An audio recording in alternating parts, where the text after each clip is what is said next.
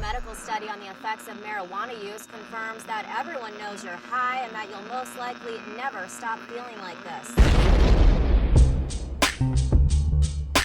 Your parents know you're high. Your friends know you're high. Strangers on the street know you're high. Welcome to Everyone Knows You're High.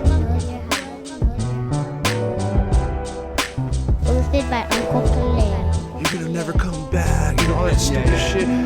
And Uncle Erik. If I could retreat away. Yeah, you should definitely try that. This is forever. This is the new reality. Enjoy the show. Enjoy the show. Enjoy the show. Enjoy the show. Everyone knows you're high.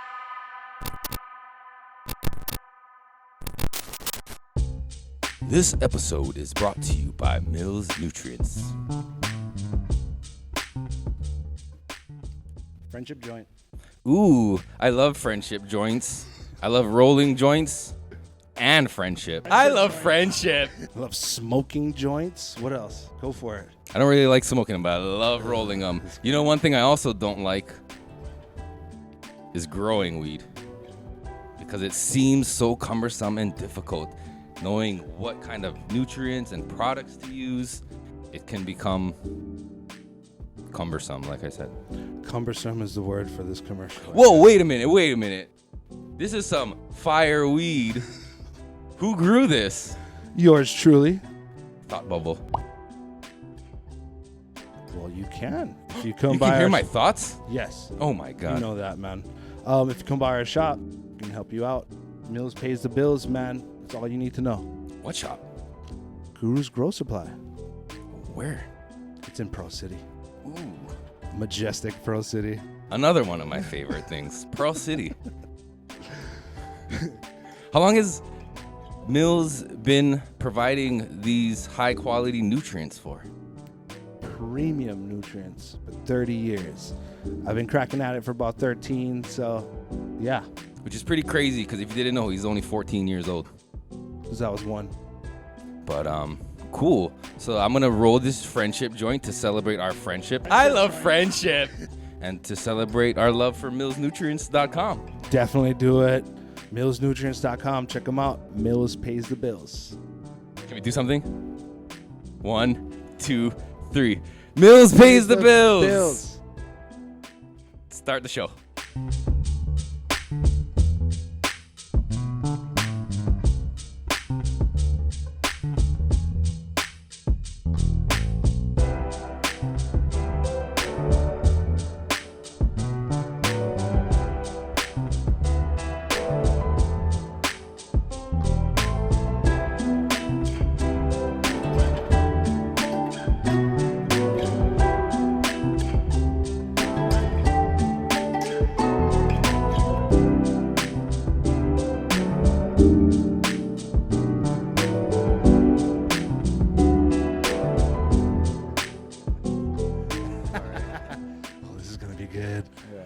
What's up, everybody? Welcome back to Everyone Knows You're High, starring the Grow Guru and myself, Uncle Erik Nishimoto. This week, joining us in studio is Mike from WYG Glass. Thank you for joining us, sir. Thank you for having me. And also shout out to our full production crew this time. Everybody's here. Everybody knows you're high and everybody's here. Who is this guy? Who are these guys? Who is this guy? Making noises. Somebody let a dove in? The dove came The back dove home. returned. Came back home. The carrier pigeon or dove returned with the message. What's your message? Oh, I have seen the other side. What have you brought back? And butt naked. Whoa. Oop. And brand new stickers. Check them out. Oh, yeah. Check out. Get Very some high and stickers. durable. Very naked. Some stickers. Yeah, that's a lifetime. You see that? All right. We're all in a good mood. So I hate to do this, but I have to start with some troubling and somewhat disturbing news. And it's regarding somebody in this room. I just want to let you all know up front that somebody in this room, I was actually consulting with an expert, and we found out that somebody in this room is possessed by an owl. a good spirit. Not me. That's a good spirit, yeah. Oh, never mind. I thought you were going to say something worse. Yeah. Never mind. I was waiting for that. I was like, what is Okay, anyway, moving on. Thanks for joining us. It didn't Giggity. work. Okay. It didn't work.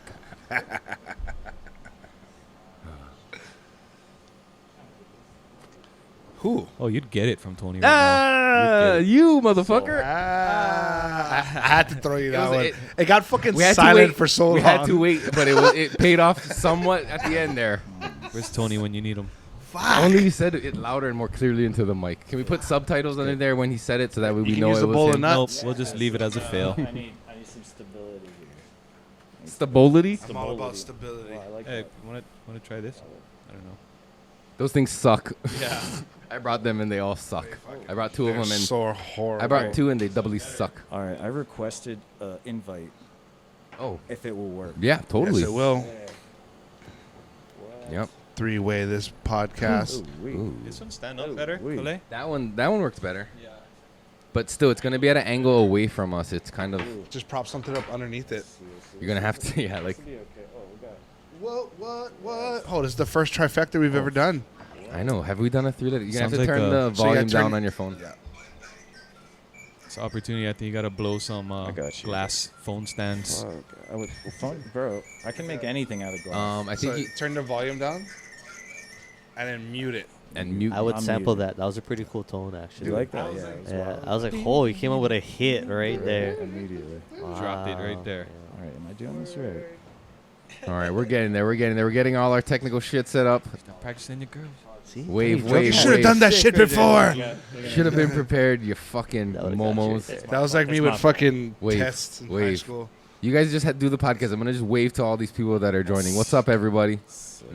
All right, here we go. Oh, there I am. Smoke of some weed. What is that? This is the Here we go. Nola Monsoon from Paper Maker Genetics. I'll get you guys a good look. Check it out. Bro, that smells fire. I know. As soon as you open the jar, I could smell that shit. There you go. It's killer. Take a gander. I think you gotta turn your phone down a little more. Just all Go, cat. minimum volume, and we're good. Is it on mute? Where's that coming from? Not me. Hello? Oh, bro. Hello? Is it mine? It's muted, bro. It's in my pocket, I think. I don't know. No. I think it is coming from yours. Mine? Freaked me out there for a second. Take your What are you headphones guys off hearing? and you can hear it. Yeah. Hello? Yeah. I think. Maybe you put it on Just start silent again. and I don't know, dude. Should I mute my mic? Yeah, we'll do another clapping. I think you should start over again after this. No, this is good. Leave all this shit in, bro. This is fucking real life, dude. This is real life. You're not real life. It's muted and the mute is crossed out and my volume's all the way down. Do I need to do something on my end? Let me see. Maybe your just phone has a real good speaker and we can just hear that shit. Are y'all wide right now? Or does everybody I just don't check know. right now? No, it went away. I don't hear it anymore. I really Huh? don't. I don't hear it anymore. I can hear, I it. hear it. Yeah, take your headphones off and Hello. great podcast stuff. Not your phone, Thanks, guys, Kalei? for bearing with us for this shit. If you're seeing this, then I won the decision of leaving it in.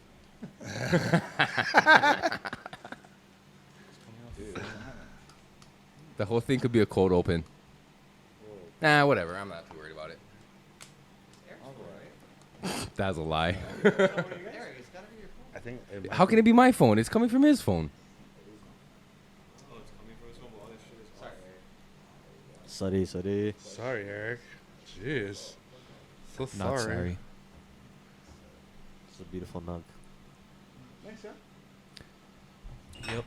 Already. Maybe it's your phone, Mike. Just You got to click turn it. yours down because you're in the room. But I'm not on the Kalei? live. Was this code clear? Yeah, but can't you hear us coming out of your thing, though? No. My Oh, you- volume's turned all the way down. Maybe we should just... I mean, I guess if it was like in a jar inside the wine fridge, and yeah, it's cold cure. Better? I'm gonna request one more time. Yeah, let's try it again. Let's try it again. Round 2. Nice. Fight. Thanks, sir. All right. Enjoy it. Okay, we get ready to mute your mic and turn the volume down so we don't hear that. Go.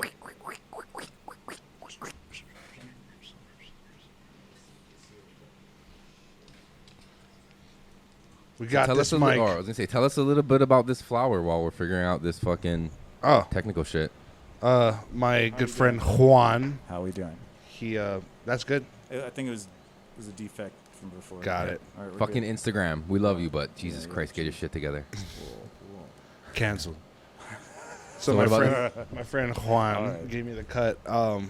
It's the Nola Monsoon by Papermaker. Came out pretty good.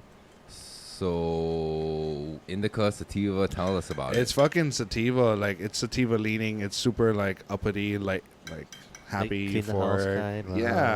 relax. Do some homework. I've been treating myself to video games recently. Me too. Oh. Yeah. So have I, well, only like the last 2 days. I've been like, you know, Assassin's Creed. I know it, but I haven't really played it. So I got the Valhalla one, the Assassin's Creed Valhalla.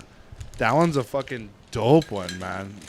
You can do all the Viking shit. What too. is all that shit? So I brought you just a little care package. Oh, Oh, fuck, man. snizzy. Thank you. Yeah, no worries. Are Care you rolling? Are you package. rolling one up? Yes, sir. Oh man, that's perfect. So it's got some of those tips that I. Are you serious? Yeah, That's so those are the. I sick. took those out of my personal. Yeah, because dude, I can't even keep them in stock. Fuck, that's but, so sick. But I was like, I didn't want to. Are these stickers Right too? on. Thank you so much, Stickers, man. Bro, no worries. There's I like a love tube in stickers. there to put the doobie in after you roll it. And all Oh, that good dude, stuff. it's gonna be fucking in the lungs. I can roll some of these guys up. There you go, brothers. Oh fuck yeah, bro. Shit. Thank you. Thanks, man. Thank no you. Worries. Appreciate it. No worries at all. All right, without further ado. Are you gonna use a glass one? I Yeah. don't think I've ever. Have we ever smoked with a glass tip before? Well, we're about to dog. Let me know if you want me to roll it if you don't know. Yeah? I mean, if you're gonna have trouble with it. Oh, yeah. This guy right here is fucking Is it pro. pretty easy to blow these glass tips? No, there's No, nothing easy there's about it. There's nothing easy. I Sorry, really- Mike, can I you like bring the honesty. the mic up to your mouth, please? More to my You can actually adjust Point, it. you can point it up. You can Yeah. angle Tilt it. them. Holy shit! It's There you because go. all the color in it. Yeah, like you gotta pull those. Well, the color. yeah, is you that gotta better? pull those canes, Better. right? Is that better, Anu? A little better. Yeah, yeah. You can Right. feel free to move it and wiggle, you know, Oh. however All right. you want. Hell yeah, yeah. Yeah, As long as yeah. it's long as you can hear me. But yeah, they're an engineering marvel, bro. To be honest, I designed them like an intercooler from a turbocharger. So they're actually really like designed for air diffusion. I see. So the more you diffuse air, the cooler. It gets. Yeah, absolutely. So if you look at them down the center, there's 18, 19 vents down the middle of that. So as you smoke it, I mean, I just opened How this. did you get those holes in there? bruh, it's there's a process to it that it's easier to show than explain. That's so But, sick. But they're the only ones on the market like that, and I think anyone else would have a hard time. Right. Wow, thank you. Yeah. So Hell yeah, so that was the appreciate thing, it, man. dude. If I mean, in a sense, everything I make, I can't do something that's been done before. And if it's been done before, I got to do it in a way that no one's done it like that. So if you see a cup, it's going to be like a cup you've never seen. If I'm making a glass tip, it's not just going to be the prettiest one, but it's going to actually be more functional than anything I found that was, this is purpose built. It's give you a better smoking experience, not just to have like a nice crutch or a nice tip. It's actually gonna allow you to smoke this 3-gram joint without it cooking your throat. Right. Yeah. So not saying there's anything wrong with all the other ones or anything else out there, but this one is actually has some engineering behind it that wasn't just made up. And so ideally the air diffusion creates the cooler air, and and they're great for hash holes. They're great for pretty much anything you want to do with them, because they do have a lot of. The center core gives you all the airflow you need, and then the 18 vents around it give you basically the diffusion that you would be looking for. So With these, do you kind of just make one long one, and just kind of pop them off, and make shorter I do candy-sized pieces? exactly. Yeah, it comes out in a grand, pretty much like maybe twice the size of this can. Uh-huh. And and I pull them down, but that's kind of the difficult part is the colors I use, and then the way I come out with that pattern in there. It's kind of like an unorthodox way of creating it, and that's because I can't say too much about it, but I can say Right. that Proprietary information. sure, and and actually that's why I can stand behind them like that, because I just know it's something that not many people would be like willing. It's just a lot of waste trying to figure something like that out. But in the end, when I created these and I was using them, I like won't even smoke a joint without it, and I will out of like convenience. But realistically, like they really changed the whole how I like to smoke a fat. So you tell me though. Again, good draw to that. Do you leave? Oh, I guess not. but I would like we're here to discuss that too, because again, in my world, I've gotten the feedback, and then I kind of went on that from that. But me, when I designed them, they were that was all in mind. It wasn't just to make a nice. You guys got to be like preemptive engineers. Like you guys got to know how this shit's gonna go down before you even fucking flame up that torch, and just have like, because you can't blow something that you think wouldn't work, right? Well, so you got to start with like a structure of something that's got to be in your head. That's got to be practical, right? Like I'm gonna make a bong, I'm gonna make a bubbler. You know, like you got to stick to that first, and then you can let your artistic side kind of flare up. somewhat, yeah. I mean, because there's a lot of relevance behind that. So yes. But because you won't know what you're creating and if it looks the way you want until you make it, right? So all of it is kind of like an experiment. And once I do it, and if I'm like, let's say I'm even like 3/4 of the way of getting what I want, that's pretty damn close to 100% of where I want to be. So I'm like, all right, I'll try again, because I know what I need to do to make this work a little better. And then when I do that, I'm usually like at 99, 98%. I get really close, and I'm like, okay, that's kind of like what I want. And and ideally, that's where it all comes down from. I need to make something that I can talk about but not have a sales pitch behind. So that's why I say, so when I talk about these things, I feel like a salesman trying to tell you they work really well, but like I'm just telling you why I made them and the purpose behind them. And it wasn't to be competitive. It wasn't to make money, to be like, oh, I need to find something to do this. It was more of like, there's tips out there, and why no one made them like this. And the thing is, even when I put them out there, like, it was conflicting more so between the people, not anyone using them, because the consumers loved it, but it was trying to find the reasoning behind why everything else was made.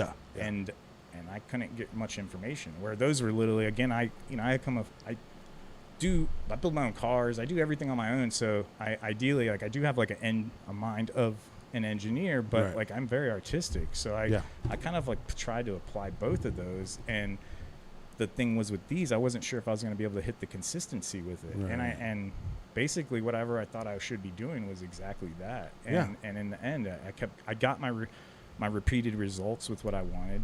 And it's not easy to do that exact pattern, because they're not holes, they're vents, they're triangulated vents. And so it creates. So like you got to know how a turbine works, right? In order to do that. So it's like, in order to blow the vents where you need it to go, you got to have some kind of concept of understanding of like how to cool smoke. Sure. Especially as like, doing this. But I mean, it does come just air diffusion in general. Like that's the same way there's extra perks, and that's why it's a smoother hit. It's like, it's not the air diffusion only, but it does allow, like, as all this smoke is separating through each chamber, it's cooling down. So an intercooler is the same concept. It has a ton of fins in there, and ideally that's all that is there's a ton of fins in there, and as it draws through it, and realistically I could add an extension on either end of those, and I was making crutches where you could slide joints into them and all kinds of stuff, and a fancy one where you can like fucking they're awesome, man. Yeah. I mean, I enjoy them, so that's why I make them for the most part. But then I won't make the same color scheme again. I make one color scheme, I go on to the next one, and then I leave it at that.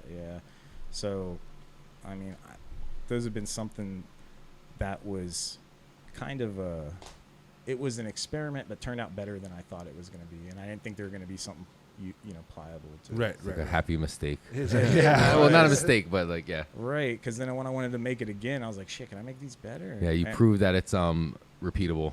It was repeatable, and then again, I still go out there and look around, and I'm like, man, there's a lot of glass tips. I'm like, but at least this isn't a competitive tip. This is just more like, it's another option for someone to say, hey, like, I've tried all these. Let me try this one out and see how I feel about it. Right. And It's hella artistic too. right, and that's part of everything. You know, I really just try to create art. Not like, even if I made a pipe, to be honest, most of the time, it's the art in itself is the piece being so perfect and works so well that you almost don't want to use it. It's a shame. It should be just be like the art itself is it being a highly functional, very artistic piece that should just be displayed. And if you're baller enough, go ahead and smoke at it. Shame to use this shit. Oh my god, dude. Is it ASMR? Yeah, that's what it's called. Yeah, so that piece, You can hear the function. Chicken skin. so that's Yeah. like one of the first Goose relocks pimples. I made a while ago, and I made that almost 2 years ago, and I've made a lot of variations of it, but the only reason I didn't continue that one was because it didn't have the bass, and I had all these different ideas that I wanted to create, so I tried them all. Like anything that's in my head, I mean, what would you do if you could make anything that you imagine in your head? Well, you would make it, wouldn't you? Yeah. So that's kind of what happens. I just start creating things, and then I have an idea, and I can't keep making the same thing until I try all my other ideas, and then I go back, and I'm like, all right, well, I like this. This worked out really good, and that looks awesome. Fuck. And then that's the piece. But I can't claim that until I tested everything else. So like when people like, this is what kind of trips me on like people with glass, right? They look at it as like, oh, I can get China glass. Yeah, you fucking can, but if you look at the fucking craftsmanship in this piece alone, and you look at like, you know, science in high school, like you talk about like shaking the bottle, making the recycler come down, but then there's so much science that's applied in just this because of how you put the fill line. The recycler will only allow so much to come down, so you'd have to draw more to pull the water back in to create the recycled effect. That's so much fucking science in that little spot, but then you'd have to know how everything was gonna happen to assemble this piece, right? Like you have, there's some sort of like end result to this, right? Like you're thinking about. Absolutely, and that's the idea is fluid dynamics. You know, again, everything was a mistake until I like could repeat the process. I'm like, oh well, this kind of worked out. I reverse engineer it and find out what is working about it. So that thing had everything I wanted, and I've evolved from them, but I haven't revisited. I know, right? It's kind of cool, huh? But I've evolved from there, doing a ton of different things. And if I don't keep some of these milestone pieces that I've made, that I won't end up being able to remember what I've done. Yep. You know, so I go back and look at them as they're like my teachers. They're my revisiting moments. But I don't get hung up on one great thing. You know, I kind of every idea needs to be done. That's cool that you have some sort of documentation of what you've done. Because a lot of artists is like how Professor was saying, right? Like, I'll jam something, and that's for God to hear. Because if I didn't write it down, only God's there to witness it. So, like, even with you, like, it's good. You have the pieces as documentation on the proper techniques it took to make that piece. So it's like, let me try to make another one at that. And you remember that and just go at it. But I'm like in a cycle, man. Like I don't even want to do the same thing twice. It's like really like kind of like what like if I made something really cool and I made another one just as cool, and then imagine if all my posts look the same but they're different pieces. How would I, like, come on, man. So I was like, ideally I got my craftsmanship down, and then I got my pattern work down, and every technique I want to do. Yeah. And then now it's like endless, man. Like I can make what I want to make without worrying that this looks like anybody else's work. This is something I know when I put that out, it's literally something the world has never seen, and it hasn't been done yet. You know, and even if it's been done, not like that. Like I said, Not so like even that, if I yeah. make a vase, it's gonna be a vase. Vases have been done, the shapes have been done, but I promise you, I'm gonna put it together in a way that people are gonna stop and look at this thing and wonder, like, what the hell? Like how? Like where? Well, it's the epitome of focal point, right? Like, you look at something like this, like that taco that you posted last. You have that in your house. Like, that's a focal point next to the TV even, right? You have it right under the TV. And it's like, yeah, you're watching TV, but as soon as the TV's off, where's your eyes going? Right there. You know, it's the contrast of the living room, and it's functional nonetheless. So, Everything's multifaceted, man. To be honest, like, but I don't sell my stuff as like I used to sell them as pipes, but I just realized I was an artist like a couple months ago, man. And now honestly, like, I just sell I let people determine what they want it to be. So if I put it out there as a pipe, I got only a stoner community looking at it. If I put it out there as my art, someone will buy that and put that on their shelf and be like, man, I remember when I used to smoke. That's a piece of art to them. They got a piece that they won't even smoke it. They don't even want to smoke it, but they're just beautiful. And I don't have to make it a pipe. Yep.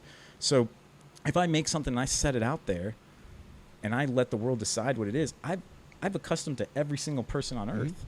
I don't have the category of someone trying to be like what I made because it's a vase. You like vases, or you like? I'm making what I want to make, and I'm just like, this is my art. You choose what you want to do with this. If you want to smoke out, you want to make an ashtray, you want to leave it, do whatever you want. But to me, my satisfaction was making it.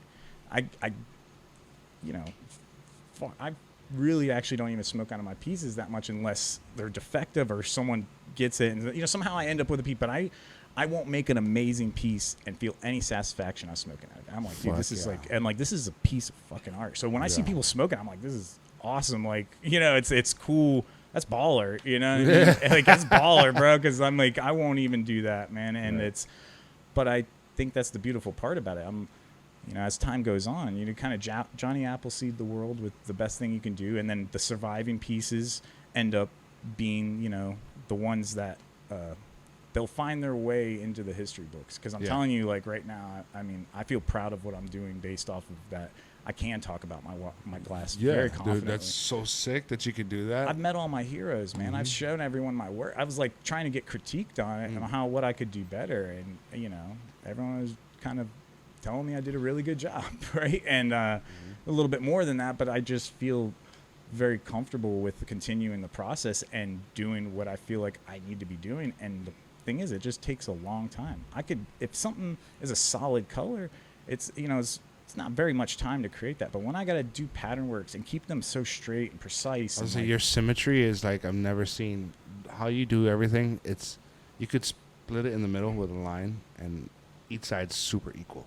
And it's satisfying to me to do that too. It's satisfying to look at. Thank you. I think it's human nature to want to see like symmetrical things like that. So what happens is this is where I became like an artist now, because I was trying so hard to be perfect that I've like nailed my point pretty close enough that even if I hit 99%, that's 1% from like being perfect. I'm like, I'll take that. That's really good. I'm happy.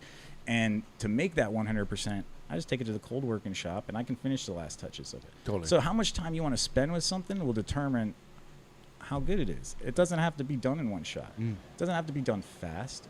It just depends on what you want to portray the world to what you do. Right. And when you release it, there's no bringing it back too. So it's like you want to make sure that's the shit coming out of there. Right? So even if I sell something that is not up to my 100%, it's not a bad piece to me. To me, it's just I grade my work like gemstones, man. There's a grade 1 and there's a grade 10.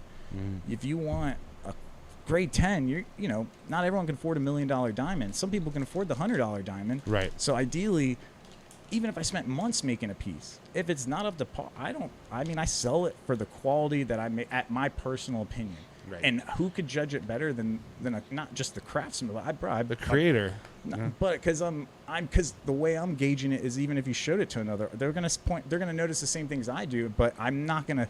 If I had 5 clear pieces and one is 100% perfect, that's gonna be a really expensive piece. Right. The other ones are gonna look a lot like it, and they may not be perfect. Most people won't even notice the imperfections. But the idea, not a lot of people want perfect, because it's just not that. Some people like it to be imperfect. They like the things that I don't like, but they like about it. But I didn't make that for them. I made it for me, and that was part of me getting to where I want. And there's nothing wrong with them. It's just someone would prefer to have a grade 1 diamond. It's affordable. It works. Their function is there. They all function fabulous. The thing is, it's usually just like an aesthetic value that I'm holding myself to a critique that's just not normal in an artist world, because it's kind of, and that's where the engineering kind of background. You set the bar, bro. For myself, I compete with myself. I'm pretty I was pretty rough on my own expectation of things that people were like, dude, it's handmade. I would make things so perfect that people wouldn't even notice them. They would prefer to see something that's crazy and off the wall and all that, but it still didn't matter to me because I knew when the right person would see it, no one's seen anything like it. I have my work appraised, and even a guy does Chihuli's work and looks at my work, and he's never seen anything like it, and he's just like, "What is this?" He thought I painted the shit. I'm like, "Nah, dude, that's all glass." Yeah. That's all glass. It's 100%. trippy, like how you look at it. It's like, okay, it looks simple, but there's so much complexities. But then you still hold on to that simplicity is everything, right? Simplicity is like where the true value is, but it's not simple. So when you look at a piece like this, and I had a conversation with my mom. It's fucking hilarious. So my mom's like, "Oh my God, how much did you spend on that piece?" So I told her, and she's like, "What the fuck?"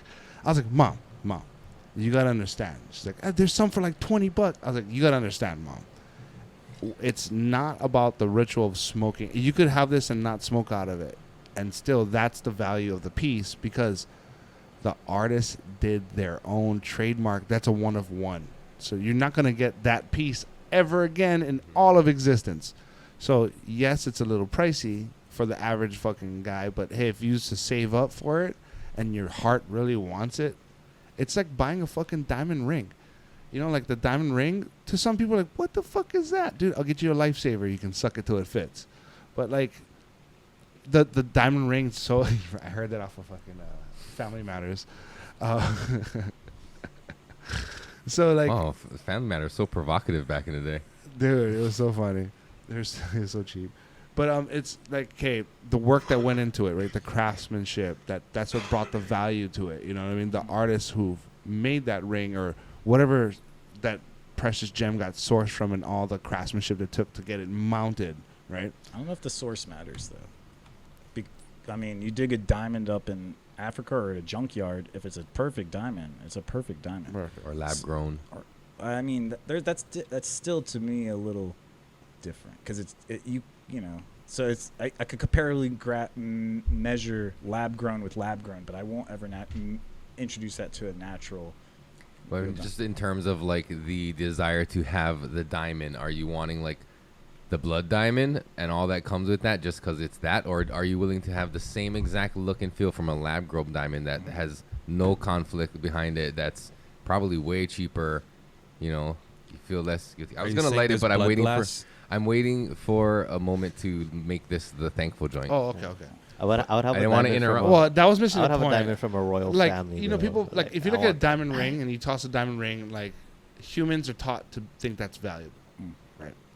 Then you look at something like that, you're like, that back to back looks way more valuable because of what went in it. You can see obviously, right?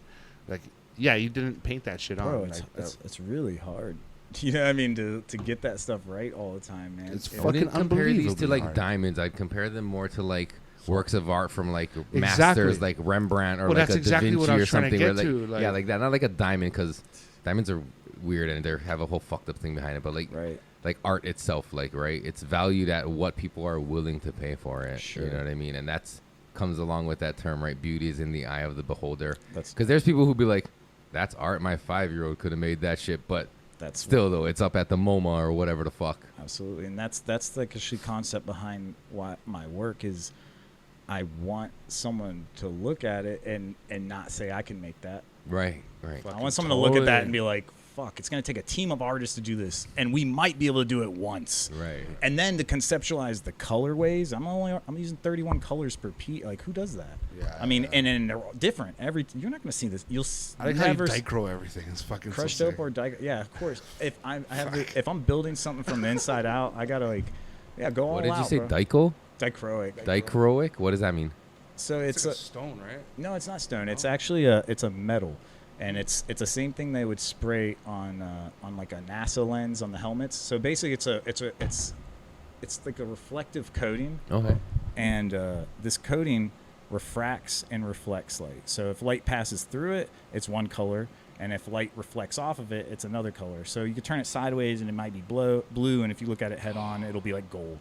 It's right? those fucking cubes that have all the different side colors, and when you Yes. turn them and the two colors overlap, it makes the different things and all these fucking weird prisms and stuff. Not prism, but you know what I mean. Yeah, I think I know what you're talking about. That's all that crushed So that's crushed opal. That's crushed opal. This one is crushed opal. Dicro is what I originally was doing. This is Dicro, right?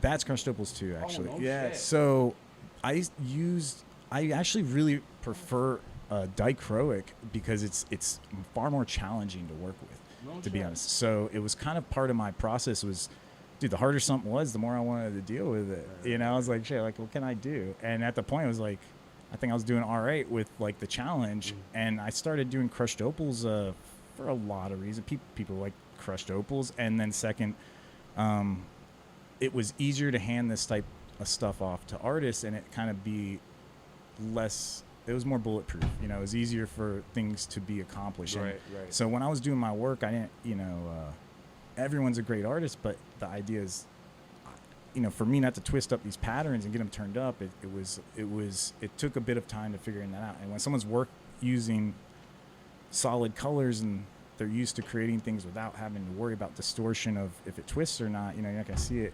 That, and then cooking a bunch of heat into it, that's where it's like I can't evaluate how people work. So so to eliminate a factor and to be able to be more universal and be able to work with more artists, I was like, all right, let me just start doing crushed opals so I can eliminate this factor that, like, not everyone, they're all great, you know, but I'm just like, I didn't want to make their life harder, and I still wanted to get stuff in with them.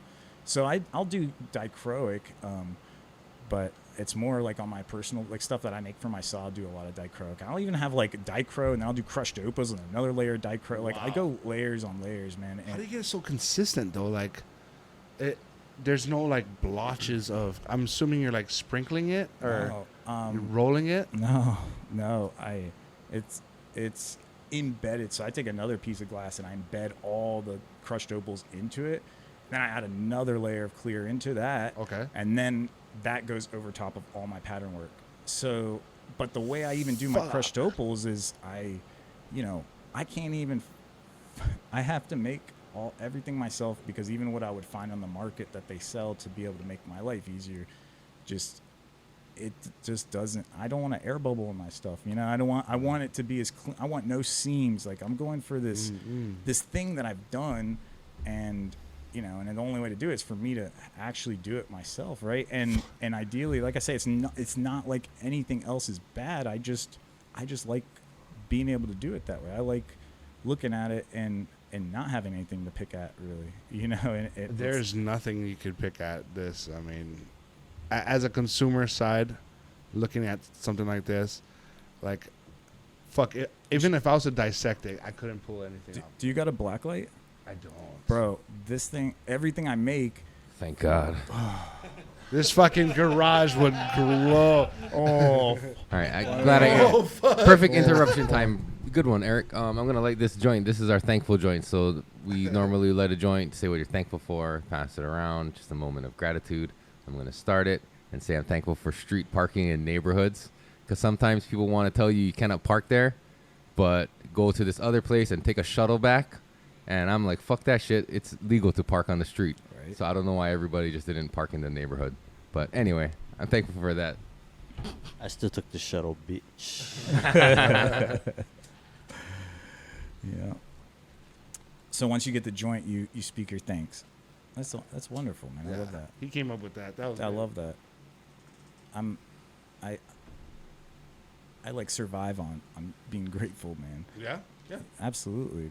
I Keeps us gotta in say, check. you know, everyone inspires me, man. Anyone willing to conversate with anyone that looks at I answer to every message. I talk to everyone.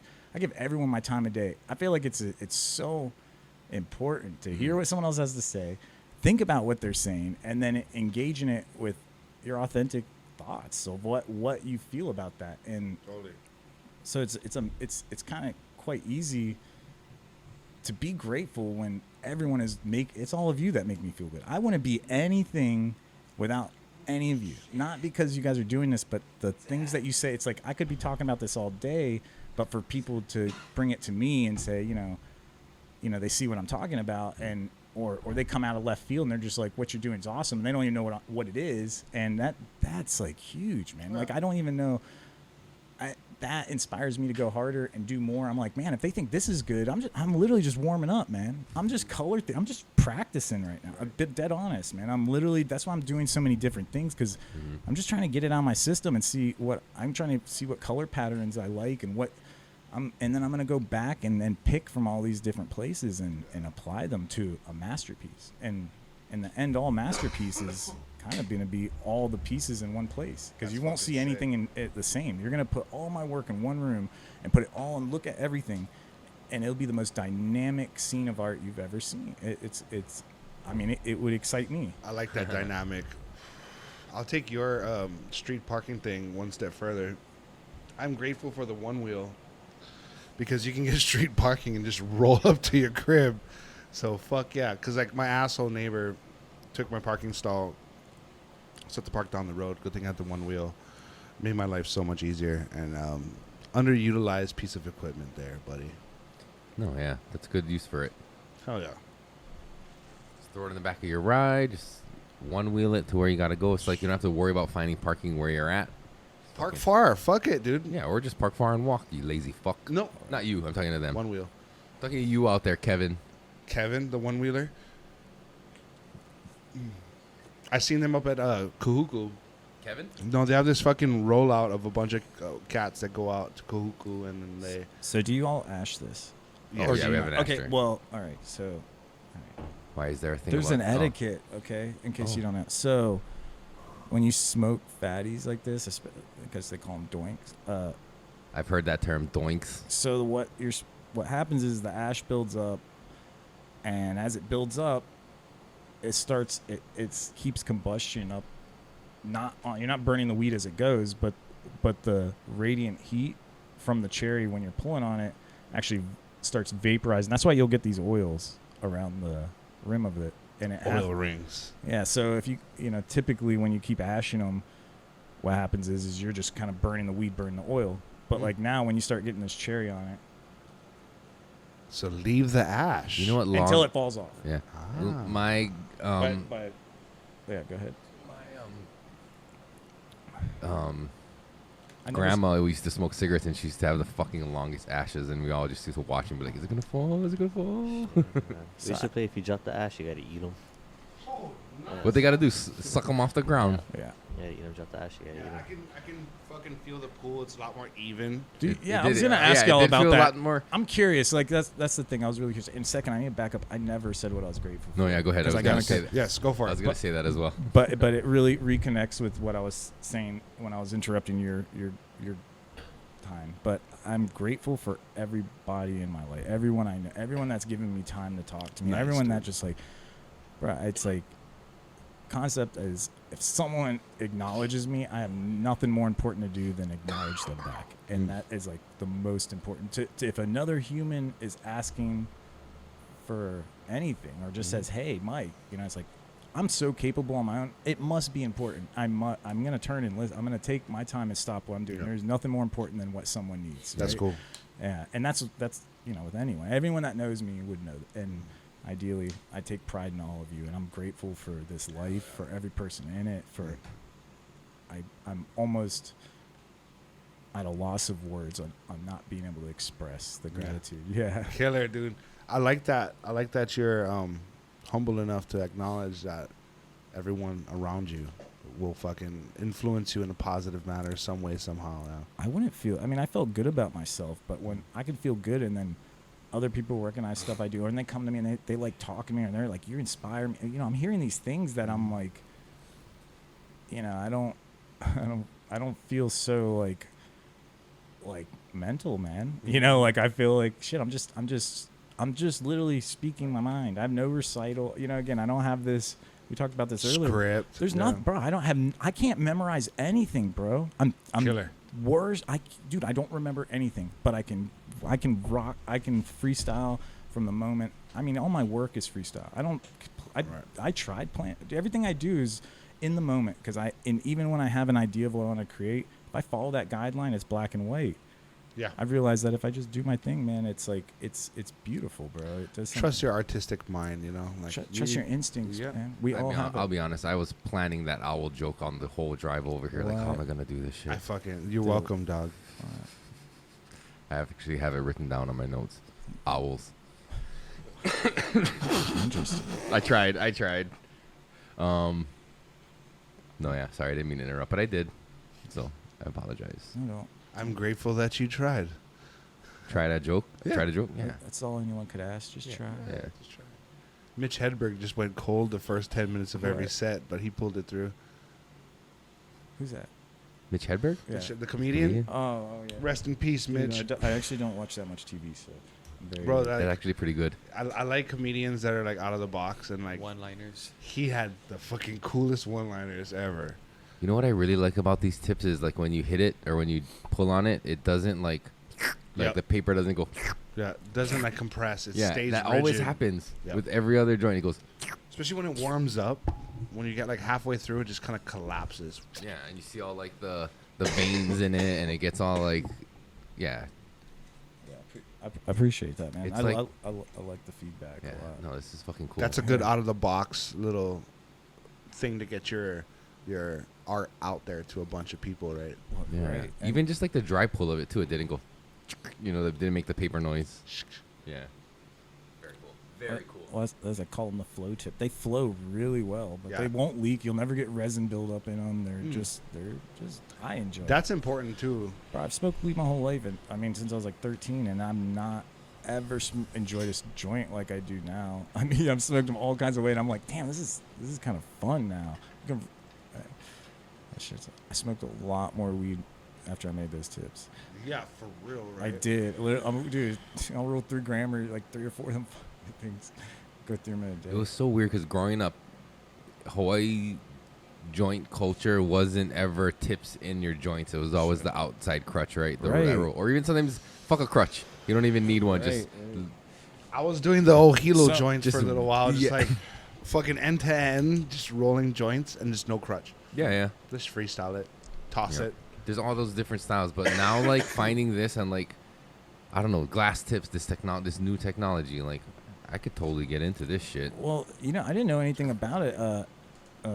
Ryan Kayamaka, he introduced me to this thing. I saw him around for a while. I saw these things, and he came over, and he had like a couple from other people, and he was showing one was broken, and he told me how much he paid for it. I'm like, damn. I was like, damn. I was like, that's kind of. He's like, I can't even get them, and I was like, I can make some tips, you know. And I just made it to make a tip so we could smoke, right? And then like.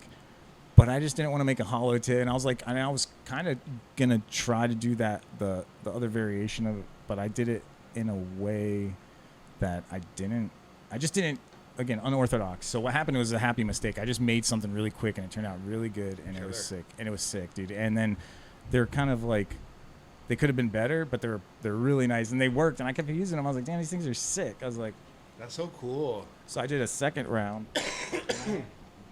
And that was cool. Those kind of that's the thing that people don't even know what they have sometimes. People are, you don't know a gem until you bring it to a jeweler.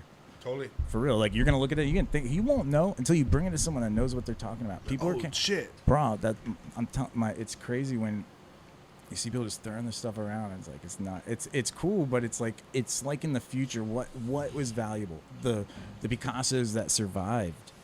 No one talks about all the ones that got fucked up. There's like, that's the thing. The ones that are lost or destroyed in fires. Because people didn't know they're valuable. They didn't even know what they were. People were throwing them out. All the ones that were missing. And that's the thing. It's kind of like,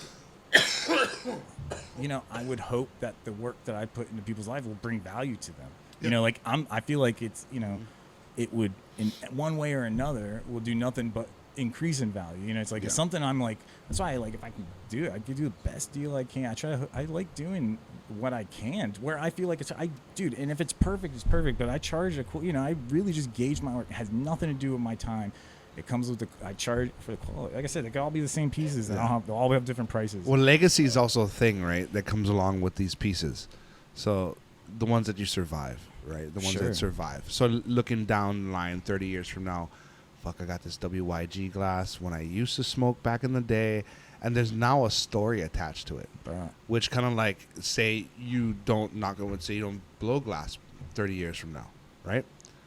Your legacy is still there with that person in their family, you know what I mean, as a conversation, as a story. Absolutely. So that's like pretty fucking significant. I was telling Joel the same thing. I'm like, dude, yeah, it's sick. that fucking wave has captured so much people Sure. that like it's a fucking piece of art that 30 years from now there's only one explanation for it, Yeah. right? You know what I mean? Like like the pieces I was explaining to you that you do, the real simple little beaker looking rigs with a flared top, and then it was like orange. That one I saw, I was like sunset orange looking fucking, and you had all this nice work on the bottom, and you had your little pendant that you fucking have on the bottom. And I was looking at that shit, I was like, dude, this is fucking out of this world because of how everything was just, it was just perfect. That's it, dude. Those are some of those are some of the most perfect pieces. Not all, but they're that's why they're cruisers, bro. They are the most fully worked, headiest rig you could actually bring around with you, with the recessed doer, so you can't knock it off. You got a marble on it, but it's recessed in the base, so you can't break it off. And then you got the perk. It's a tornado perk, so all direction. It's in the sense you're not even just getting a rig that shreds. It fucking's got funk, bro. You feel it. Like you pull on it, and then you're just like, this thing. It's sick, bro. I make them because I make, bro. Everything I make is because that's what I like, and that's what I want. So and that's just how So I'm glad you all like it too, but it's real shit. So it's like, and again, that's why I kind of, I even, I charge accordingly, again, in a sense. That's why it goes up and down. But some of those fucking things are so damn it's perfect. fucking unreal, dude. And like, I'm a nostalgic smoker, so I like to stay within my age category, right? Of like more this style. So the dab rigs are totally fine. They're cool. I love them. I think they're fucking works of art. But I don't dab much.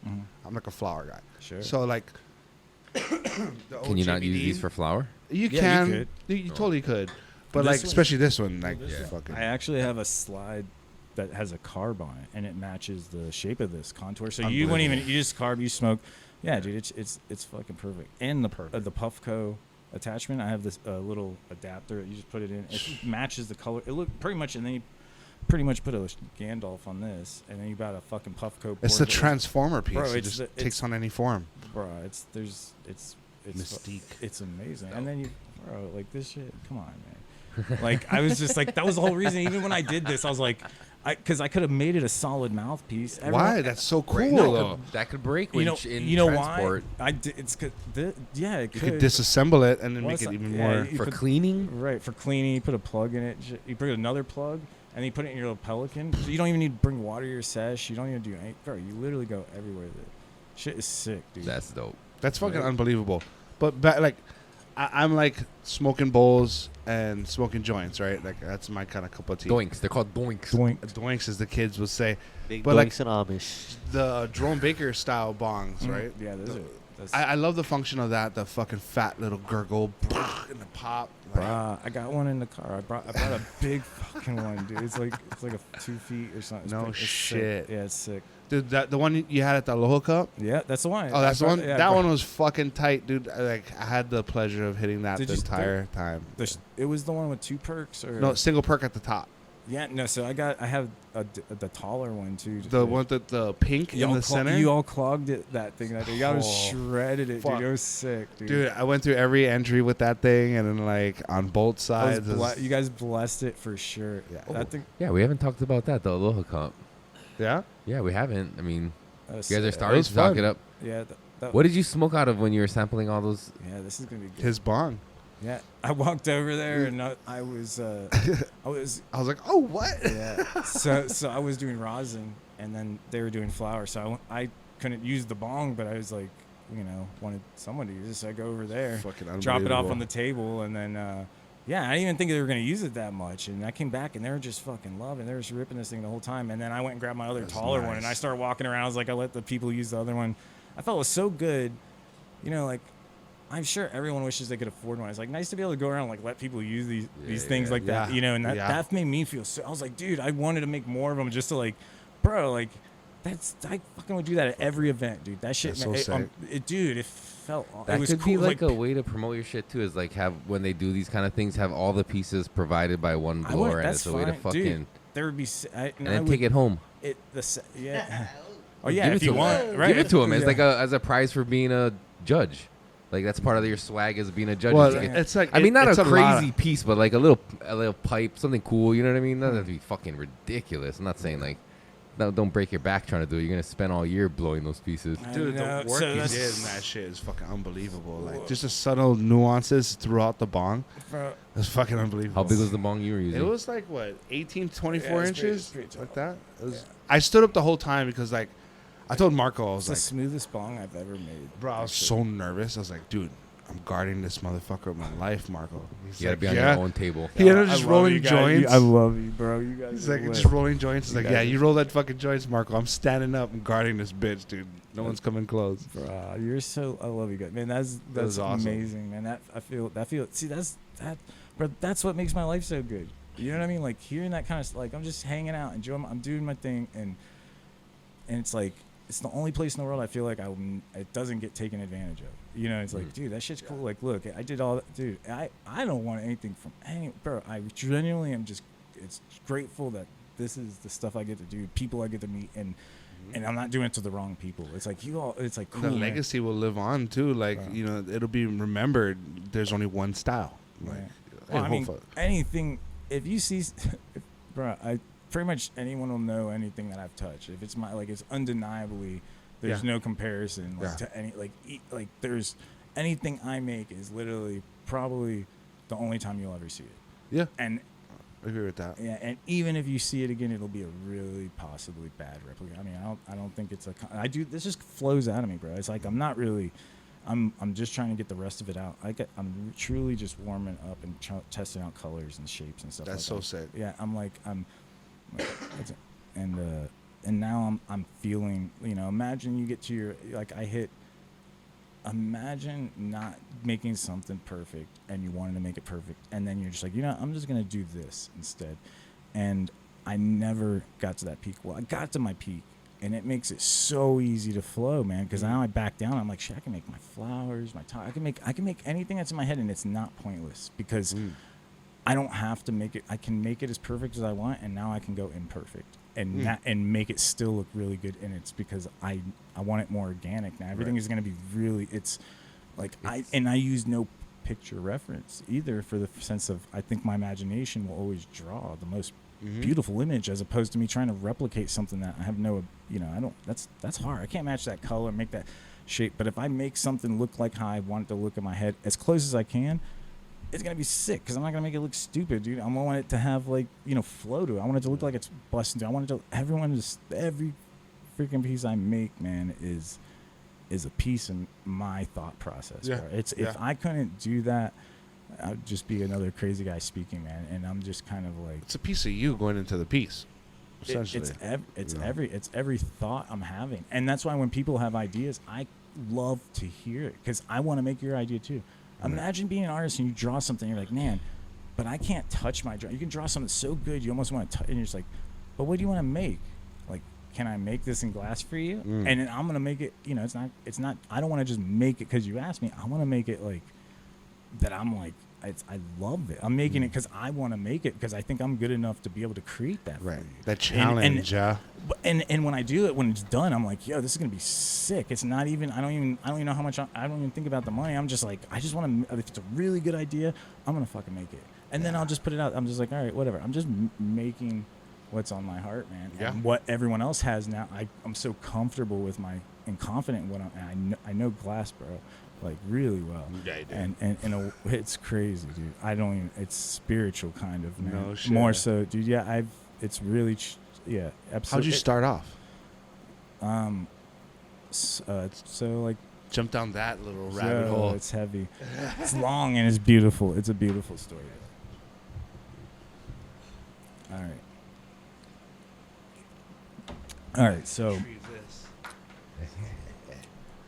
So I used to like collect pipes, man. Clearly, and I didn't know I didn't even know people could blow glass, man. I was just kind of like I had tons of pipes. I love inside out work. I just admire it, but I never for a moment thought that like you could blow glass. Right? I didn't think people did it, and I didn't even think of it. I just looked at the glass, and I was over at a friend's house one day, and he had a piece of glass sitting on his shelf. It was like a blob, and he was like, and I was looking at it. I was like, that thing is sick. And he was just like, oh, I made that. And I was like, wait, what? I was like, you made that? I was like, how did you make glass? And I was trying to comprehend like someone making, like, how did you even get glass to move? Like, where I was fucking, my mind was blown. I was like, where did you do this? And our local community college had a glass blowing course, and it was very primitive. It was like no budget to it either. So it was like, but it was sick because it was like an hour away from where I live, but it was in a town called Portsmouth, and it's like an old historic town. What state is that? Virginia. Oh, no shit. Yeah, so I used to live in Virginia Beach. Oh, fuck. And backing up a little bit, I was born in Naples, Italy. Oh, yeah. So I'm Italian. I like born there, and like maybe about like 7, 8 years old. Like came to the States, and like basically I went back and forth, but I lived in the States ever since then. Mm-hmm. So like, That's so sick. It's dude. crazy, dude. Yeah, I learned how to speak, dude. Actually, I knew Italian, but then speaking English, like I didn't understand. Dude, I got so confused, and I just like stopped talking because I didn't know what I was saying was like making sense to anyone, and then I didn't know what everyone was saying, so I would just say like yeah to everything. I was just kind of like fuck, like I didn't know what was going on, and then oh shit, Brian, me and my mom, my mom watched Sesame Street. And that's how we learned how to speak fucking English, bro. What? Yeah, bro. Sesame Street was good shit, dude. So that helped a lot. And then it took me to experience life to realize like what the fuck I'm talking about is like that like there's something to this instead of like I was listening to everyone tell me stuff and I was like this makes like it made I tried to try and no one knows what the fuck you're doing. They're doing, dude.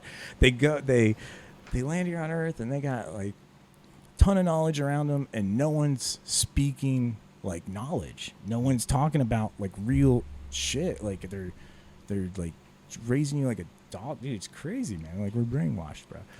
but somehow I like my mind I knew all this, but I couldn't be confident in it. Like I had to grow up and expand. Like now, like no one can tell me anything anymore, dude. Like I don't care. Anyone wants to say something, I'm like, dude, no. Like I'm living morally well.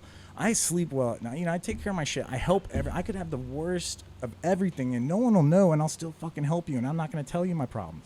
And that doesn't, and that's the idea is like, just like this life, bro, is like probably like by far, I never understood this feeling could exist of being able to feel this way without having to convince yourself, man. And organically feeling that way. And I found it on my own divinity of life through every terrible situation. And I just like, I didn't even, it was so, dude, I didn't even know how I survived, man. Yeah. Honestly, yeah, it was scary, bro. And then everything fucking went blank, bro. Everything was gone, dude. Like, everyone, dude, imagine this, like, nobody's listening. And then you, like even the people that are supposed to be there, like even like it's just like somehow it gave you the worst like scenario in life. Not even like you can't even call it a friend. Basically done, and then you wake up the next day, and that feeling of knowing you survived, right? And no one was there, and then like it was so crazy, and it felt so fucking relieving, bro. And it gave me this like huge clarity on life, man. And yeah, dude, more so than anything, it basically made me realize like I accomplished everything with the whole world against me. Like fuck, dude, this is that, that's, I'm not. It's really hard to ruin my day. Like everything was blissful at that point. I didn't know I could do that. Yeah. And then at that point, I was like, fuck. I was like, you know what? I was like, it's just so empowering, bro. Like it's different. It's like it stabilizes everything. Oh yeah, and that's a big accomplishment, and bro. And it all derived basically from me being able to blow glass. It was the only thing that got me through all of it, all the way from when I first experienced it in the old Portsmouth town, and then all the way up until now. Any scenario I've ever been in, the worst time of my life, I go behind a fuck. Dude, I was on North Shore in the middle of a monsoon during the first cannabis cup over.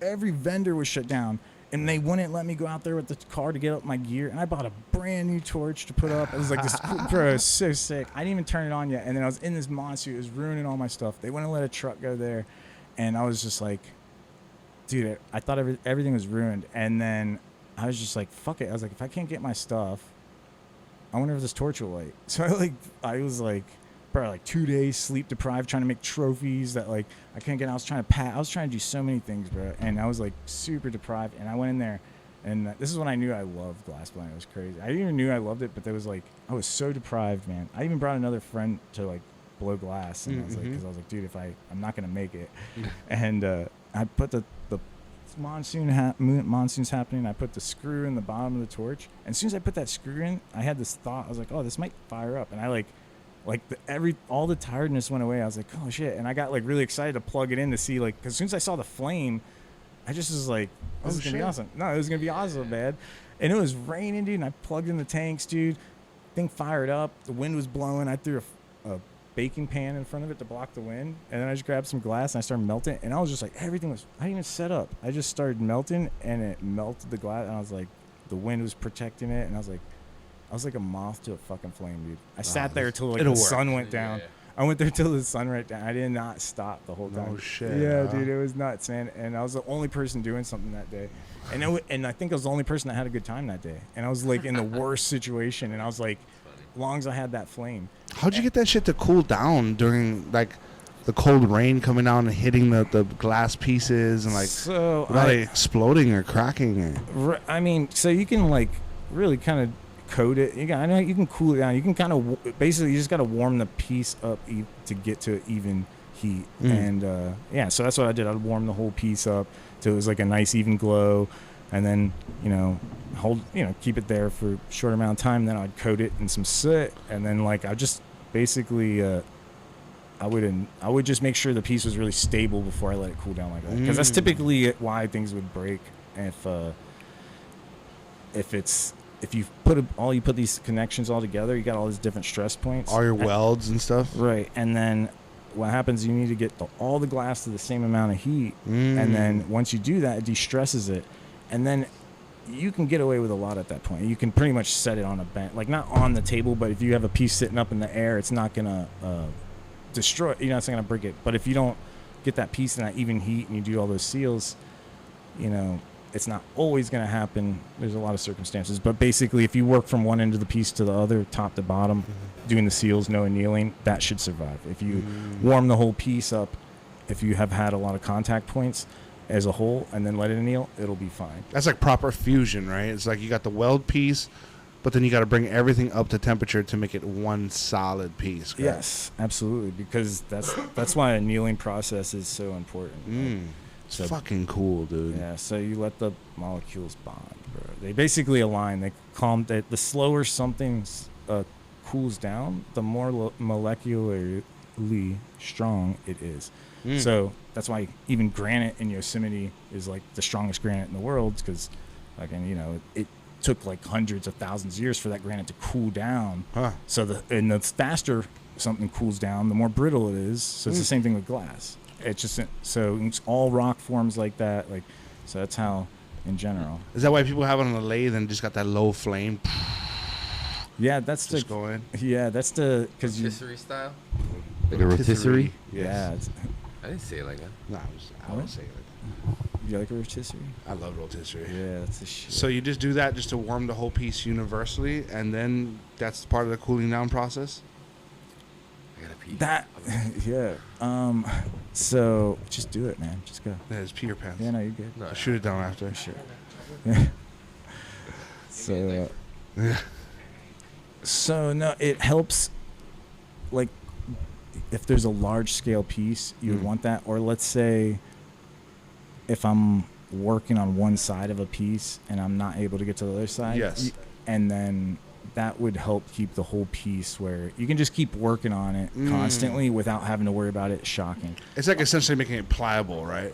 Not necessarily. It's keeping it from getting too low for thermal shock. Oh, got you. Sorry. Got you. Yeah, so if it gets too low of a temperature, even if it's like 500, 700 degrees, and then you hit it with a flame, it's still super hot, but if you hit it with a flame, it could crack. But like it keeps it like upwards of should around 900,000 degrees. Okay. Yeah. Probably. So you want to level up at that temperature, right? And just that's when you can start working with glass. Yeah. I've always found it fascinating, man. What you guys do. Bro, it is a science. I had to become smarter to become a fucking better. I wanted to be great. I couldn't understand why I couldn't use some colors and all that. And it's because pressure ratings and and then what happens? Each color has different minerals and stuff, or like the melting point's a lot higher or lower, right? What's I can't think. I think it's minerals, but it's like they have different. I think the weed's working, dude. Hang on a second. I just had a brain ass. Hell yeah. Like my brain just froze. Shit. The different minerals and the colors and stuff like that. Yeah, So what like, were we talking about that for? how the melting points are different. Like everything would melt at different heat, and to keep everything uniform, so you can constantly work on it, right? Right. And with you're saying that like, you use a lot of colors, and with every color, there's different minerals in the color. Right. Oh yeah. So not mineral, or it's like cadmium. It's like metals and shit like that. Gotcha. So they have cadmium, and then they have chromium. Okay. And like there's a few other little variations, but those are the two main differences. And some are, more stable in certain flame atmospheres. Some are less stable. Some are not good under deep encasement. And some are. It's like, so understanding all of that. And then being able to use those colors in the right flame, because they're pretty sensitive to wanting to bubble and blow. They're not just like you can just put it in a flame and it works. You put it in a flame and they the flame is hot, right? And it destroys colors. Blues are usually typically the easiest to use. Pretty much blues, blacks, but like whites are pretty hard. Yeah, whites, yellows, but green sometimes depends on the green, but it's because sometimes the colors gas off too. So anyways, there's a lot of variables to you're trying to avoid flaws in the glass itself, right? When you're adding the heat to it, right? You want to keep it flawless and no air bubbles, no like warping of anything, right? Sure. Yeah, no, and that's exactly it. Like keeping it I try to keep it as perfect as possible. Fuck yeah, dude. Yeah, and that's I guess that's the thing, man. Like, you do the best you can, and I'll either ruin a piece or make it really cool. Right. Yeah. Is there any way to salvage your pieces once like something goes bad? Yeah, it's like I'm pretty good at that. Like not salvaging them, but I like repurpose them into something, but not. Yeah, I don't. I just don't know what yet, and usually it ends up being something that I would be able to, like. I'll make a lot of like reefs and stuff like that, and I have components from pieces that I've made a lot of really nice sections, but I can't use them. But if I'm making a reef, I can put a dot stack dichro line work section that'll work perfect as a part of a reef that I wouldn't necessarily take the time to want to do all that to be able to make something I'm just going to distort and fuck up. Because to me the beautiful thing about my art is just so it's straight as possible. I try to keep it's part of the prep is the nicest part. It's turning it into something and keeping it nice is also like the face too. Yes. So it's like so when it stays like in its uniform shape, it's really nice. So to be able to distort it and make reef parts with some that are already kind of like nothing wrong with the actually, and it's fun for me because I'm getting it's sick. So it's like these so I'm able to repurpose it in a really nice fashion where it's like now the next step of my work comes out to be some of the most next level work, because again the amount of time it would take for someone to even have that to use, and the prep is just as clean as that. Like a lot of times it's just I just like start when something goes kind of wrong, I just let things be and just kind of roll with the punches from there. Glass will be glass, man. Yeah. I mean, I take that risk when I work with it. I take that risk with any artist I work. Whatever happens, I'm just like, dude, it's part of my art. I'll make another piece. Like this is what I do. Yeah. That's what I do. I blow glass. Like I'll stay at 20. I'll work. I just love blowing, bro. I could be blowing glass right now while we're talking just as well. That's so cool. I'm the same way. Like I fascinate over glass. Maybe not like as a glass aficionado, how people are buying a lot. I don't have a big collection, but then like I'm a craftsman by heart. Like I like finished carpentry. I like woodworking, steel working and all of that, electrical working and all that good stuff. Any trade that people take pride and they can do craft with the trade, it's really interesting to me. And with glass, it's up in my face all the time because I'm just cracking fucking bowls all day, right? So when I see the piece and like the artwork that's done in the pieces and the craft work that goes in, you know, my craft enthusiast comes out and I'm like, how the fuck do they make that? So, you know, Joe gave me a little rundown on spoon pipes. Just real simple, right? Just to see how everything goes and how the color's added. And I mean, in that small, simple section of him giving me that little lesson, there's so much science applied. Yeah. There's so much craft implied. So seeing that simple spoon pipe gave me so much appreciation, more appreciation for shit that he does, shit that you do. Like the back of this, I'm like, how the fuck does that run through your head where you're thinking like, I'm gonna do that? Well, I'm anxious to get to the other ones because I have so many other. Like, it's just overflowing. Fuck, like, dude. That's why if I'm not behind a torch, I'm wasting time. But now I'm talking about glass. I'm like, you know, it's cool. Yeah. But you know, it's like, Oh, yeah. I appreciate that though a lot, man, because it's a. I appreciate it. Like, even like with my boy Andy, he does judo, and he'll post videos of his throws and stuff, and like that's his craft. And like I give him the props for his craft because he's very fucking analytical in his craft. So shout out to Andy, and he's another craftsman. You know what I mean? Like, and seeing your work versus some other stuff that I've seen, like, no, this is for sure WYG work. Like, hands down, stamped. You're gonna recognize it no matter where you are. And when you itemize it, and you look like going back to my mom, she'll look at that and be like, oh, okay, cool, that's beautiful. There's colors in it, right?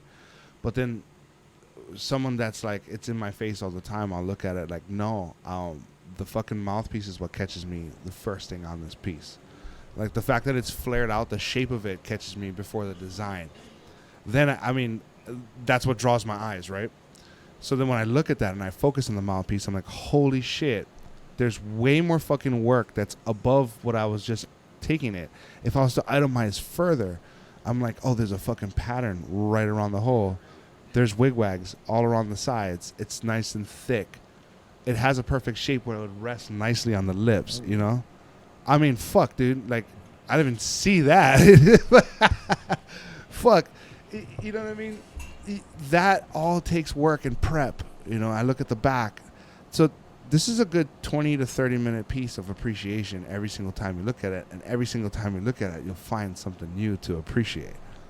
And that's like my level of appreciation with glass has come to that where, dude, every time I look at it, there's something new I see, and it's like I like it even more. You know, it's forever gonna be something like that. That's amazing because that's exactly what I'm doing when I'm making it. Like, that's why it's hard to stop. Like, I'm like, I can't stop until I'm like, yo, it's got everything you could look at in every way. It's like, it makes me, I could flip it inside, upside down. I could look at the thing all day and play with it, man, and just like find something that I like. And a lot of my work is Easter. Even actually this, if you look down the inside of this, it's all rainbow. Look, it's all rainbow line work inside the crushed open. Do you see what I'm saying? Like, so I'll do dot stack pattern tubing, and then sometimes if they don't turn out exactly how I want, I'll sleeve crushed opal or something over, and then I basically just making more material. But but I'll have pattern work or something inside. Oh my god! But it's not done always like on purpose. I'm just doing it to get what more out of what I'm doing. But then it creates an extra effect of like, so people are gonna find shit when they break a bong. Like, yeah, but I mean, it was fucking funny, dude. Like, so when you look at that rainbow line work going down, if you look further down, there's fume line work that's coming out of the recycler that's going down the center of the recycler that follows the grain. I mean, woodworking, right?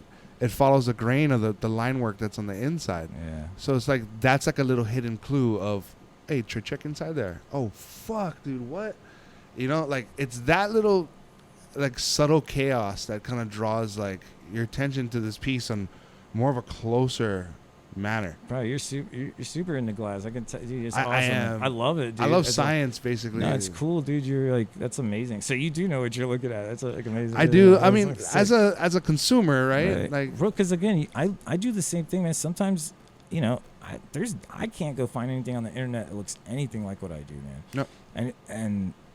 And that's the crazy part of the cool part about this pattern, man. So sick, dude. The dot stack dichro line work, all as one package, is to me is, and the color schemes, because again, the colors, you know, I just come up, you know, I know I do so many colors to get them to look that good, but the idea of executing that, all that pattern work is, it's like you can't Google that research or AI that. You can't get that. Like, that is literally, it's like a geometric pattern that people like tie-dye, people like geometric patterns.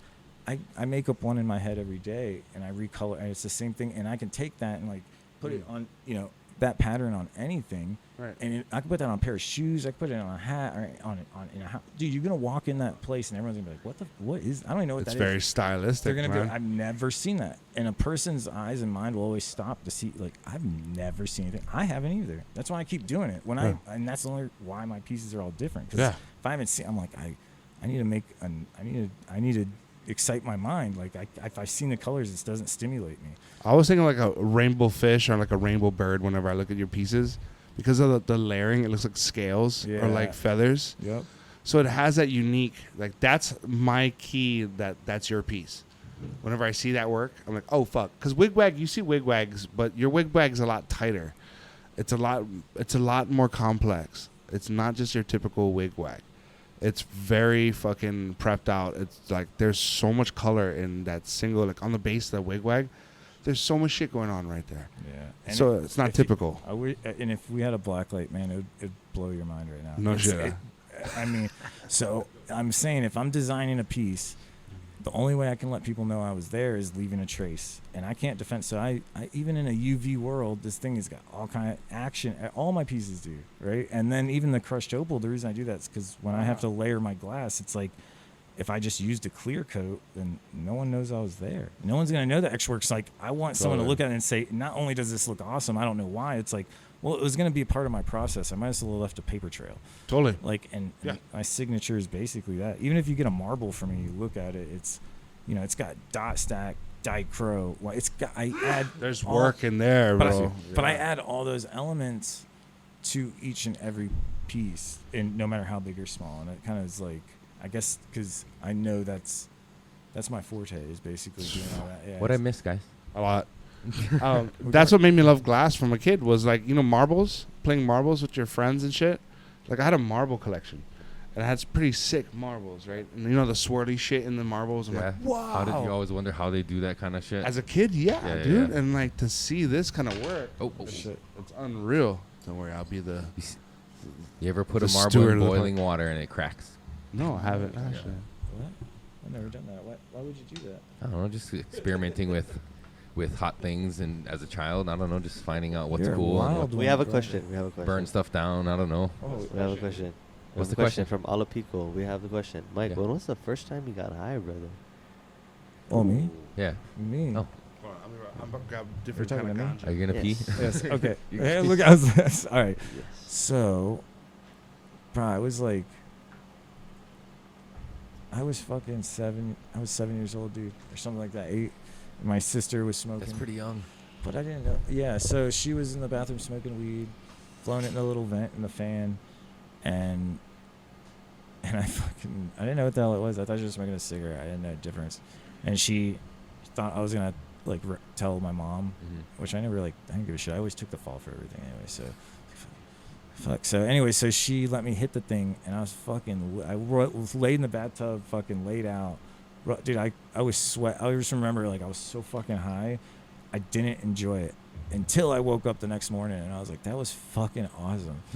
So it was like, and weed was like their program. I didn't know anyone smoked weed. She was the only person. That was the first time I seen it, and I was just like, fucking weed, dude. I was like, this is like, I actually thought it was cigarettes, so I smoked my mom's cigarettes, and that Thinking you could get the same feeling. it didn't work. It actually still gave me a buzz, but it wasn't the same high.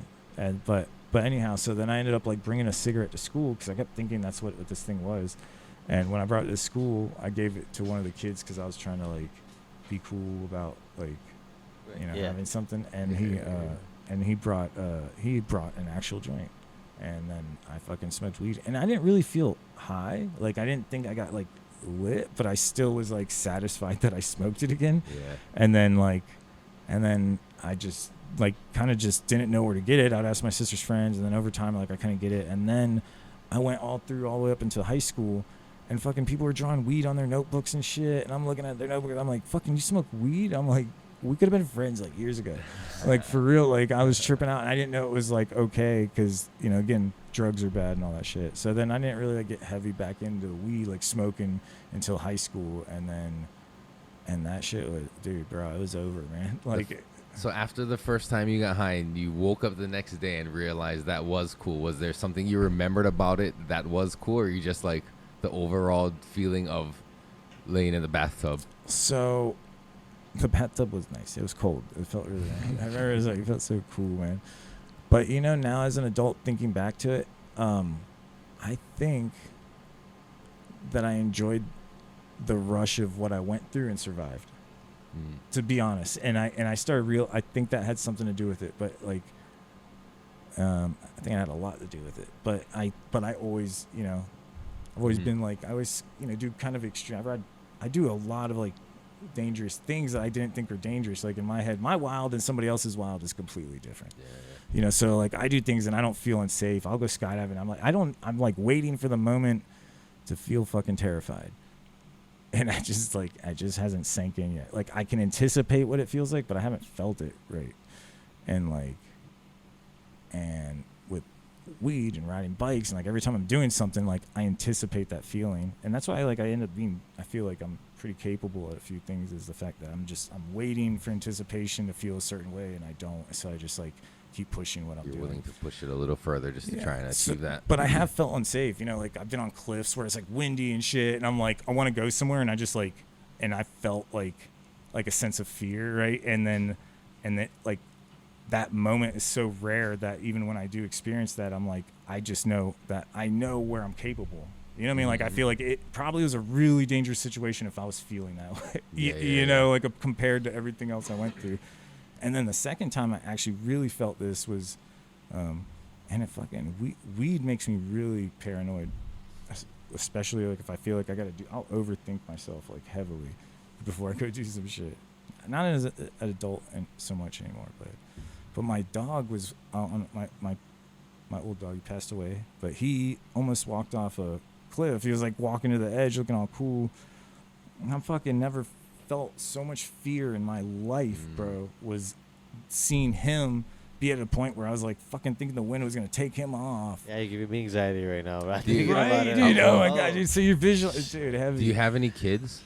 No. Have some, and then you'll have that fear every day of your Bro, life. I dig it, dude. So that was it. I honestly, so you just said that, and that was the when I realized that's what it must feel like. Like my mom was seeing me, like I know what I'm doing, and she's just like, oh my god, my son, like fuck, like if he falls. I lay awake at night, like not dreaming of it, but like, you know, like visualizing and being paranoid of like things that could happen to them when they're older, when they start doing like more like, you know, teenager kid shit and going out and just like thinking about the kind of shit I did as a kid and like how close to danger we could have come. You know what I mean? Just like, oh my god, it's fucking fear-inducing, stress-inducing, but I mean, that shit's good for you though, dude. That's the thing. Like, I would never know. Would any of us know how capable we were if we didn't try to jump or see how far we could jump? Yeah, and then true. if once you jump, you're like, damn, I'm pretty good at jumping. Yeah, I'm gonna jump again. You're like, damn, man. Yeah, and I guess in the sense of that, it comes when like when you know your kids were faced with some situation and they made the right choice or they did something that was like smart, and you can be like, oh, Jesus Christ. So the reason, like fucking, that was like, at least that, you know, you taught them well. Like, sure, you mitigated some sort of dangers in the world by putting a good head on your kids' shoulders. Striking fear. 100%. Yeah. Yeah, you scare them enough before they hit the world, and they know what to be weary of. Yeah, no, that's the thing. People are the influence, you know. Like instinctually, we know what to do. We just believe people for some fucking reason. It bleeds over into our subconscious, you know. Like, oh, sure. Like, it gets imprinted, and like, you ever have those like dreams, like you I don't know how often you guys dream, but well, I dream like, every night, bro. Perfect. So like you take those emotions you have from it, you know, the wake stage, and then it follows you to your dream. Yeah. Sure. No, bro, sleep, man. I take naps, especially if I take in a lot of information. I take in a whole bunch of information about lunchtime. I'll take an hour and 45-minute nap. It takes me about 15 minutes to fall asleep or so, maybe less. But an hour and a half is like perfect. I wake up, I'm not fucking groggy, and I process my first half of my day.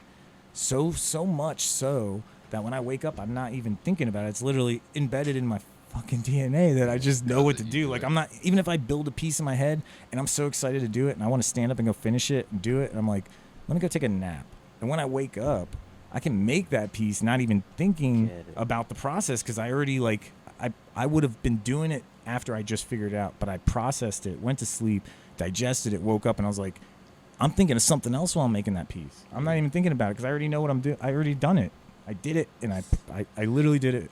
Artificial intelligence. It's bro. real Let's just shit. leave It's it. real shit, bro. This is the realest shit I ever said. That's just crazy, man. So we are spiritual, right? We're controlling these meat bags of a body, and we're just kind of moving them around. We're trying to get them to do shit. And I've realized this one needs to rest, to process information, for me to digest it and put it into words. It's like there's a process to this whole thing, man. And it's more so to be able to take the information that we know as a spiritual fucking being and get in this body to like to do that, dude. That's what the rest is for, right? For your body to like recalibrate and process and all Yeah. that stuff. And if you're taking in a lot of information, then a nap is definitely necessary. I'm a fan of naps as Yeah, well. bro. They're so sleep, dude. It's so, that you heal when you sleep. You could defeat diseases just taking naps, bro. For Like, I feel lazy for saying this, but honest moment, like, if I had nothing to do and I had all the free time in the world, I think the first thing I'd probably want to do, the first thing I do want to do is take a nap. Like, I just want to fucking lay down and yeah, rest. bro. dude. It's peaceful, bro. You close out. If you can sleep, you have a clear conscience. And I felt bad for sleeping. I at one feel point. I fucking sleep great. I can sleep anytime. I Yeah. just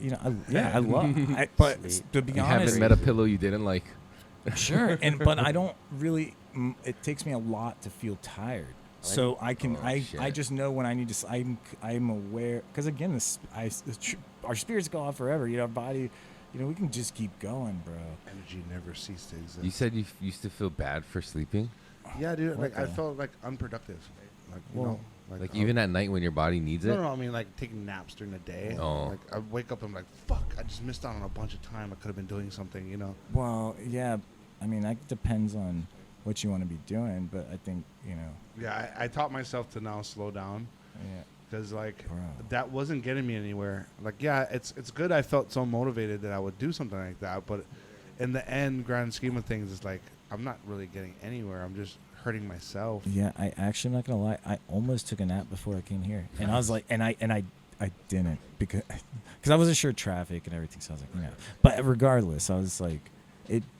But I think naps are, dude. It's just so Yeah. even for even heal for your mind. You're like you would. I just gotta. I guess you gotta just clear your head somehow and just realize that time is like important for. It's like taking a lunch break or something. You know. Yeah, like, it's okay to tell yourself an hour and a half. though. chill.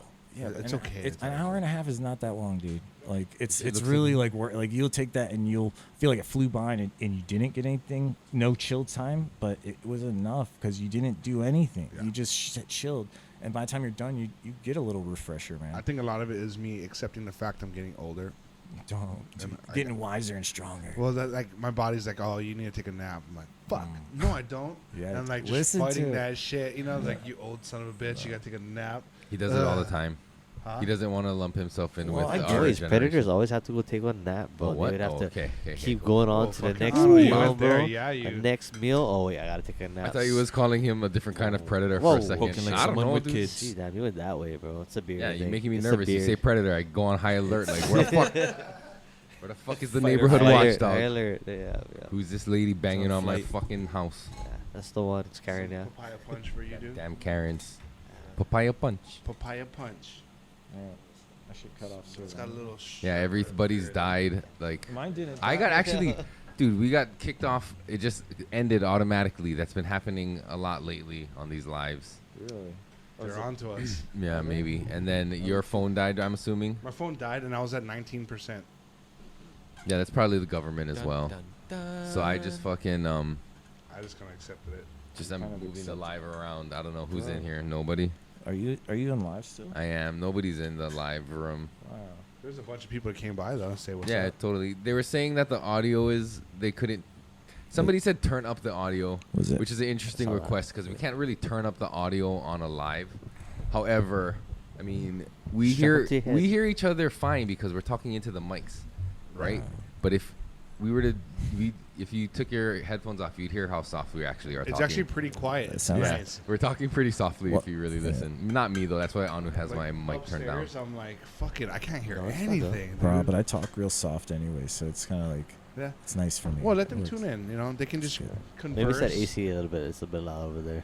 Yeah, probably. They probably hear the AC more than anything. Should we just end the live? Not worry about it. Nah, keep it up. All right. All right. Okay. Thanks for joining us, folks. Just come back and watch the full episode Yeah, later sure. on YouTube. That's the reason why you should watch the YouTubes anyway. To the I'm, Thank you for all our I'm subscribers. saying to nobody in the live right now. So, can I ask you a question? What originally had you want to bring me on to this? Like, I think that like showcasing Hawaii's talent, especially in the community, was like where I wanted to go. Oh, I you know, appreciate that, and man. like Mhm. I have buddies that blow glass, right? Like Joe's Sure. a good friend of mine, Yeah. and fucking I'd love to support him, but there's other people that's in contrast of his style Mhm. that equally need to be, you know, showcased or at least acknowledged. You know, I mean, you got a lot of notoriety and you got a lot of following, but like, even for me as a glass artist, it feels good to actually like sit down and talk to you about your art. Mhm. So it's more about. Like Like we- it's we- more about us than Yeah, it's we more just about wanted me. to talk to you because we like your shit. That's No, I basically appreciate it. that. No, it's cool. Fuck. This is yeah. Yeah, It's That's just the like, simplest You've been way to around say it. too, so we know that like we've seen each other around. You Yeah. know, we've been around. The community is super cool. Anyway, super cool, man. I fucking that's what, dude. I like. It's crazy, man. It's awesome, dude. Like, Bro, people when are I- fucking awesome. I came out. I came out here and I was like, I actually loved it. This Hawaii is part of the dude. It's like saved me, man. I could be at this. You can't have a bad day here, man. No matter what happens, it's like even on the worst day, you're like, I'm still in Hawaii though, man. And it to just hang out felt- with you more to get more of that Bro, I got I can't talk perspective. bro. Come, bro. because I'm I with fucking bro. Ask anyone how they know me, you know, and be honest, like. no, yeah, I totally get that vibe from you. Even when we were at the Aloha Cup, just like Go fuck through it, my dude. phone, dude. I'm what you. I've always spent, dude. I have friends that for 17 years, like I haven't heard from, and they call me and just like, bro, like, thank you for like even back in the day, I was like this, and I didn't know it. I was just like, it's just always natural. The world tried to change me. I've had moments, you know, I haven't been perfect, but like when I don't feel good about something, I just fucking don't, dude. And everyone fucks up. Everyone has their time, and when I confront it, people need to people need to check themselves, right? And then I check myself and I correct myself, and I don't expect anyone else to have to do that for me. And after that, like, you know, who am I explaining? I face myself with my glass, my life, my person, you know, so that's who I answer to, and I care about who I am and how I play a role in life and how I impact people's world, man. Mhm. And if I do anything, no one's left my life worse than they've met me. Not anybody. Even like that. no one, bro. Not even people that have done me. No one. I never drug anyone down. Never put anyone in. I never made anyone's life hard. I never degraded anything anyone was doing in their life ever. If anything, you know what I mean? Like, and even then, I'm still like, that's what I love about it. You know what I mean? It's like I like my story better. I don't need to get even to feel better. I don't need to talk. You know, it's like it's amazing. Yeah, there's no point in getting even. I just have too much other stuff I really gotta do, man. And it's like my energy. I'm like, it's expelled, bro. And I just want to blow glass, man. I just want to make cool glass. Just make art. And I actually want to do it with cool people. You know, like I want to do this stuff. That's why I'm. You know, I think all this happens. You know, I'm trying to find people. Like I love when people come over and just watch me blow glass, hang out, bro. It's set up for. It's comfortable. It's beautiful. It's sick. And I it's like that. It's bro. I come over. I have this. It's set up like this. I'll be talking to you, and it's a cruise, bro. It's cruise, man. Like I just. I wonder if you could record a podcast while you blow, I could, bro. or if like the torch would just be too fucking loud. No, I would. No. I'm sure we could separate it. If you had a good mic and because the We could torch try blows that. Let's away try it from out. you, yeah. So Yeah, it's, let's try it out, bro. That would be sick. try it It's a out. really nice setup, dude, and it Just would gotta be. probably take these things off so they don't catch on fire. No, it won't be like that. No, it won't be like that. It's super controlled in the direction, right? No, yeah, it's like a really concentrated, directed flame. Yeah, Yeah, you want I've to- seen the setups. But But yeah, that but would be that's- interesting. But that's the thing. I've gotten to the point, even when things are going wrong, I just like people to see the whole process, man. You know, and again, I like to share that with the right people, good people. You know, it's my place. The place is it's a safe place for creative, collective minds. And it's like, again, I don't compete with anybody in my world. I collaborate. I try to work. I try to do something great with people. But like, I try to offer value to anyone. You know, it's not just like, hey, what can, you know? It's like, I could close myself away in my house and do my thing and pop up every 2 years, and I'll still be fine. I come out here. I don't need to be in a world of wolves, but I find so many good people. It's like it's beautiful, man. It's like the most fun, dude. It's amazing, bro. Yeah. It's beautiful because I've never thought I would find such an abundance of amazing, like-minded people that are just like, man, you know, I've come to find the others, man, and you know, there's more than I ever could have imagined. And the ones that Finding your are tribe. are not on the same level or on the same vibration as you, it's okay to just stay away. You know, the community is so big. There's They're people needed too, though. They're needed as well. Yeah, they are. I guess there's some people that are just hell bent on like ruining shit for other people, but you know what? In the end, the good people always gravitate, and it's never like a pissing contest on like the good and the bad. It's just like, well, fuck, this is the good squad. Everyone's going in that direction. I don't even know if like evil exists. It's like in a way they're guardian angels. They're guiding. It's like you don't have to do anything but be authentic. You know, be yourself, and that paves everything for you. Once you catch up with all your bullshit, you'll talk as much as I do. Like, and I'm not saying it's just easy to talk, man. I mean, shit. I just tell you how it is, bro. I tell you what I don't like. I don't judge anyone in the world. I don't care. You could tell me some shit that's weirdest shit in the world, and I'll be like, what's that like? You know, maybe, you know, I don't know. Like, maybe I. Whoa. Yeah, it doesn't bother me. I'm not judgmental in the slightest. I don't get that experience. I want to hear about it, and I'm not gonna fucking care. Like, I didn't have to do it. Now tell me about it. You know, like, it's great. Yeah, no, that's cool that, you know, you can take that and like with a grain of salt and like engage those people. I've come across a lot of people that like they like to hear themselves talk sometimes. And it's like, okay, I do. That's why I started 2 podcasts. at what point in time do we be like, okay, just gotta kind of draw the line? Because like when I'm working the booths, I hear people's life story, you know, in like 5 minutes, and I try to talk to them and engage them as much as possible. But when I hear them talking in loops, I'm like, oh fuck, man, you know. I mean, you're lucky Right. to have that opportunity to engage with all these different people. Totally. I'm fortunate. But I do know what you are. I know what you mean when people just like give you ear beatings sometimes, and it's like, but even that too, that's like a teaching moment. That's a learning moment. Bruh, exactly. Yeah, I learned how to like positively swing it back to what's relevant, and not like. So like at the booth, right? That's the art of conversation, dog. It is, bro. And I give a lot of fucking props to this podcast for having that ability or practicing that ability over and over again, right? Even if it's just like me and you shooting the shit. Yeah. How to direct the conversation back to relevance, right? Because like they'll talk about seeds, and next thing you know, she's talking about her husband's erection. It sounds I'm like like, I don't want to. Whoa! Can I expose this? It's the Hawaii Cannabis Yeah. Expo. Oh, okay. And like out. How many people are talking to you about this? 8. Dude, you'd be fucking surprised. 8 There's, on like, Friday, About seeds- 7 on seeds and Sunday. erections? No, like they'll talk about something that's like completely you wouldn't tell a stranger, right?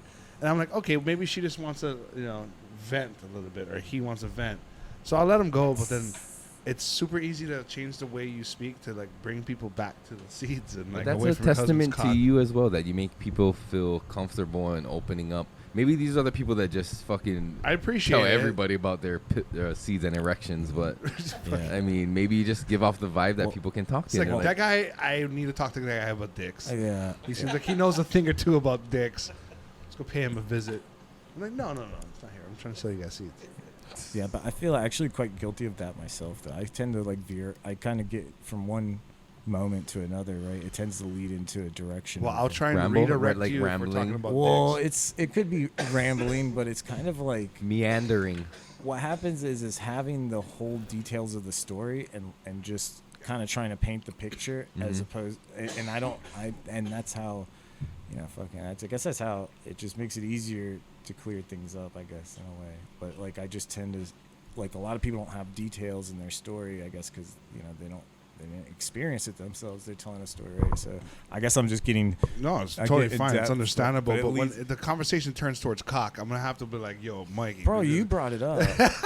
I'm just going with that. Yeah. No, it's fucking like those kinds of people. I'm like, oh, dude, okay, all right, back You're on funny, dude. subject. You're funny, Like, yeah. fuck, dude, we can't do that. No. You like. That's classic. But no, yeah, I mean, I appreciate the fact that you're down to listen to everything, no matter what. You know? Bro, no doubt, bro. This is I live for this. What else are we supposed to be doing? Like, I mean, once you start listening, it's like different, man. Mm-hmm. It's like, and then you see people, they're like, whoa, like you're having a conversation that they have either never had or haven't had in a long time, and they're just like, I forgot this was a thing. Like, Right. dude, everyone's like doing the part, and it's like everyone wants something, and I'm just like, so like, what do you do at home?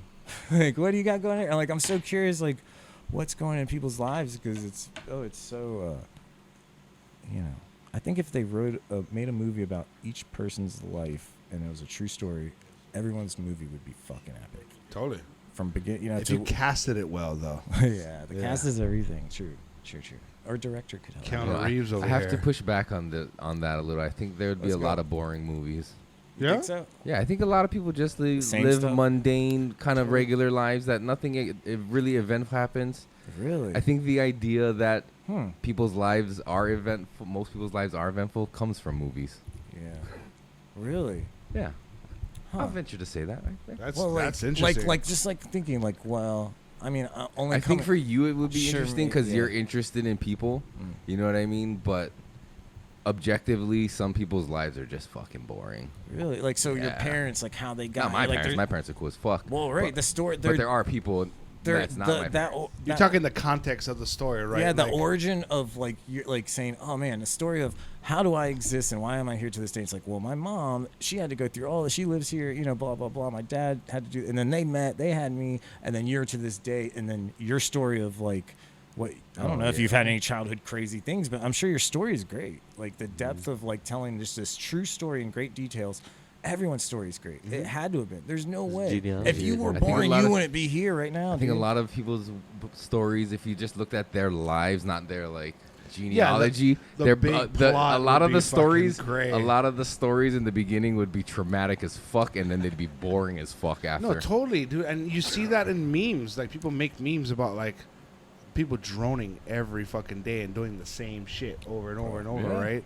It's like, okay, it's crazy. you're You're gonna stuck hit a in a big rut. gap. Yeah, no, No, dude, they're I have comfortable. They're friends. comfortable, I get so frustrated at them because like they could be happy, and then who the fuck am I to tell them, you know, this is what happiness is? But when I see you like at 38, 39 years old, and you're coming home, there's nothing that you're seeking in greater form than the TV or your 'Cause video games. They don't know it exists, man. I mean, I try and Yeah, tell no, them. that's true. They don't. They have never experienced it because they're looking right past it and they're living in a different. They're in the same world. We're all living in a different world, bro. My world that I see is not the same world that you see, and this world is. It's That's true. That's true. But this world, I can't change my mind on what I see. It's proven me right more than once, dude. I just care about my friend enough to where we're like, I don't want him to wake up when he's 60 and be like, Sure. what the fuck happened to my life? That's his. There's an path. untold number of people that fucking experience that, whose birthdays are actually today, that are turning 60 and are like, what the fuck am I doing with my life? That's the big regret is the biggest. And maybe that's the point in their movie where it takes a turn. That's the twist where they actually get their shit together. But it does. It takes it takes that. Billionaire, yeah, within Yeah, 5 could years. be, could be. fuck. Or just even like something exciting happens that kind of resparks their Well, joie de vivre. You know what I'm saying? Right. Yeah, you have to for like once you do something crazy or extreme or something, dude. It's not. You just kind of like. It's not like you look for that feeling again, but you're just like. It's you know, on how you think about it. You could say I survived. I'm good, or you could say like that was scary. You just like hold on to that feeling. So I don't even know how people do hold on to that. So it's crazy, man. Like I just like.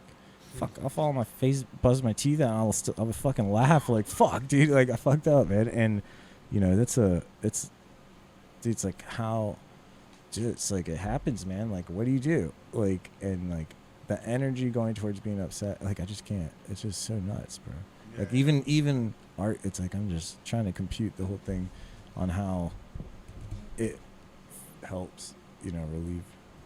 It's part of emotion too, right? You Shit. got to get the yin to the yang, and Mm-hmm. you know, aggression and anger comes along with, you know, the joy and the happiness, and that's what gives us character.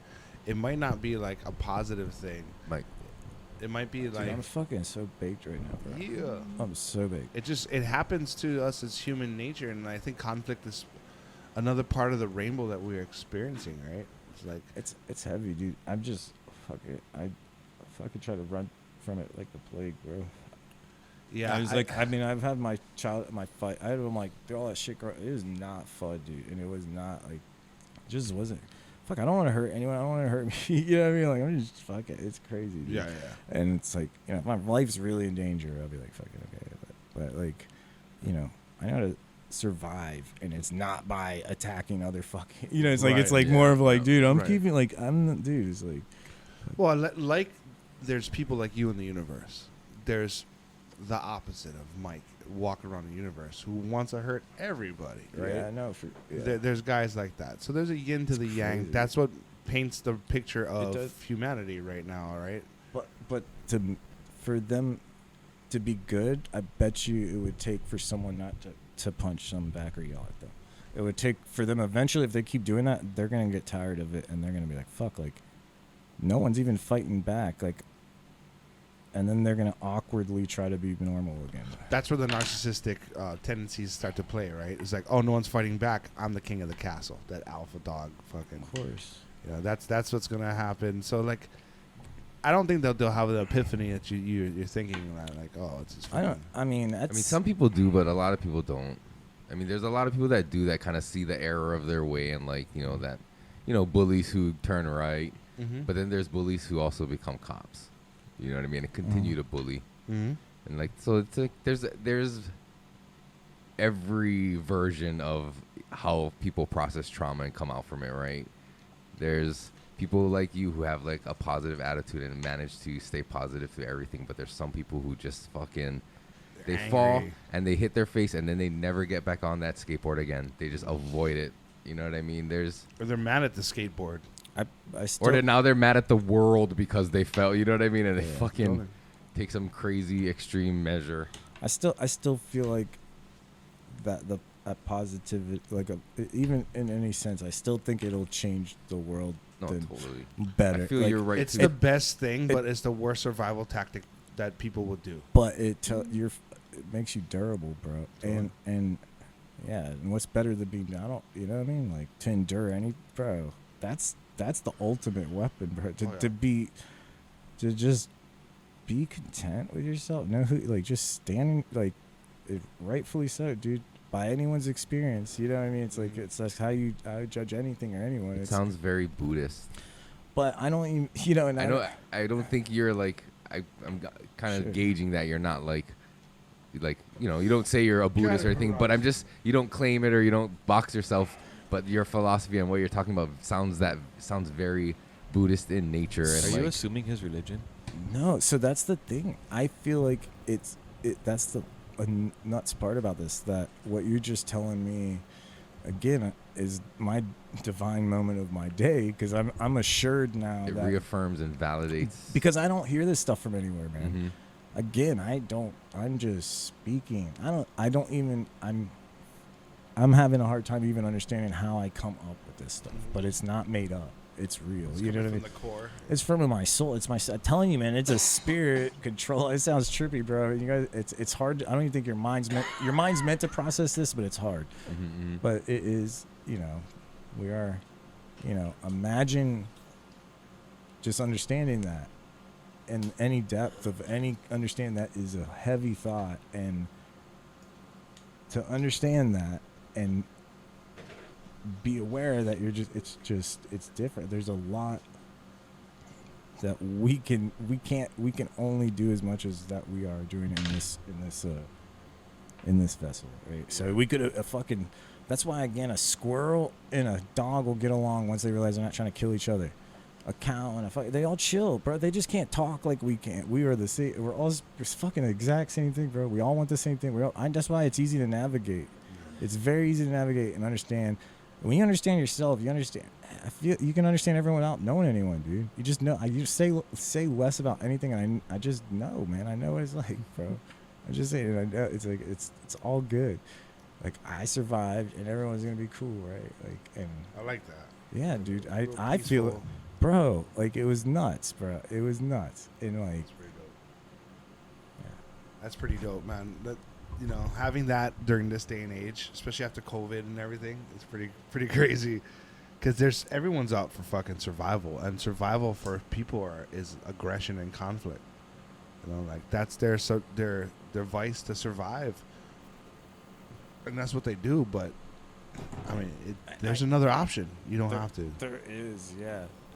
There absolutely is, and I choose the other option, man. Yeah, I mean, like I feel like I know that if I have to, I will be fine. I just don't want to. Dude, it's like I don't know what the fuck. I'm not like a pro. I don't know.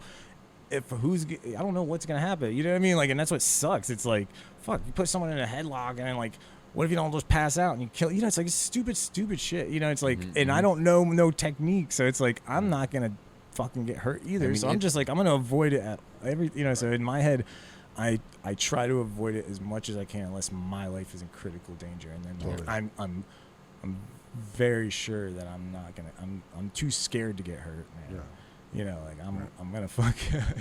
Yeah. Like, so I'm that's like, very desperate measures to because I feel like you're gonna get hurt. That's what I think Yeah. about. But that's kind of the kind of shit It's like- that makes me worry when I think about my kids. yeah, being scared. You know, it's that same feel, being scared on the cliff or something. It's like fight or flight, and it's like it's fucking terrifying, bro. You're Like you want them to be able to be ready and be not ready, but like be able to handle themselves, but Protect themselves. But even in that, Yeah. like you could push somebody to with the intention to back the fuck up off me, and you push them and they trip and fall and hit their head and die. Yes. Like even exactly. that, even that could happen. It's like I'm not responsible for any. and that's a scary thing. bro. That's yeah. And you know, a lot of people. I agree with you, man. That's You like, might not even be a fighter. It could even be just instinctual. Like you're Sure. scared, so you push somebody. Not trying to be a tough guy, not trying to prove anything, but like out of total, like fear reaction, you push them and they fall and like they fucking die. Yeah. And now you're fucked. Yep.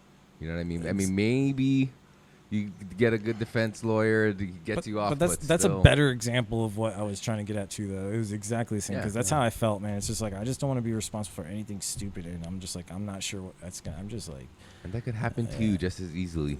oh, dude, of could course, man. catch I a don't want to get punch. shot, dude. Fuck yeah, dude. Get I'm- shot. Yeah, right nowadays you gotta I'm worry about very- that. That's bro, more I've been in some realistic. bad areas, dude, and it's like always it's pretty, you know. And the thing is, like, It's called I'm- Kalei. I'm sorry. Yeah, no, Kalihi's it's cool. beautiful. I'm just joking. Yeah, Or but, that camera, probably. Yeah, you know, but I found I haven't died yet, and well, I mean, I think it's just because I'm actually like I just talk, bro. It's different, and I don't think people really just talk to people, especially because when I'm scared too, it's just I still am the same person. It doesn't matter who I meet. Could be the most famous person, just anyone. I just talk to a kid the same. I talk to a dog the same. I talk to everyone equal.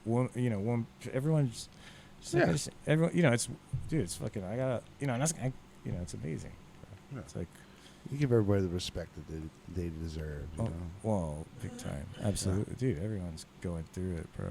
Everyone's got something going on. Everyone's figuring out, learning. And it's like, I'm not here to make anyone's life worse or tell them what they're doing wrong. It's like, I had to, even if someone told me, they didn't make it better, and I didn't know. I had to, dude, I had to go through it, man.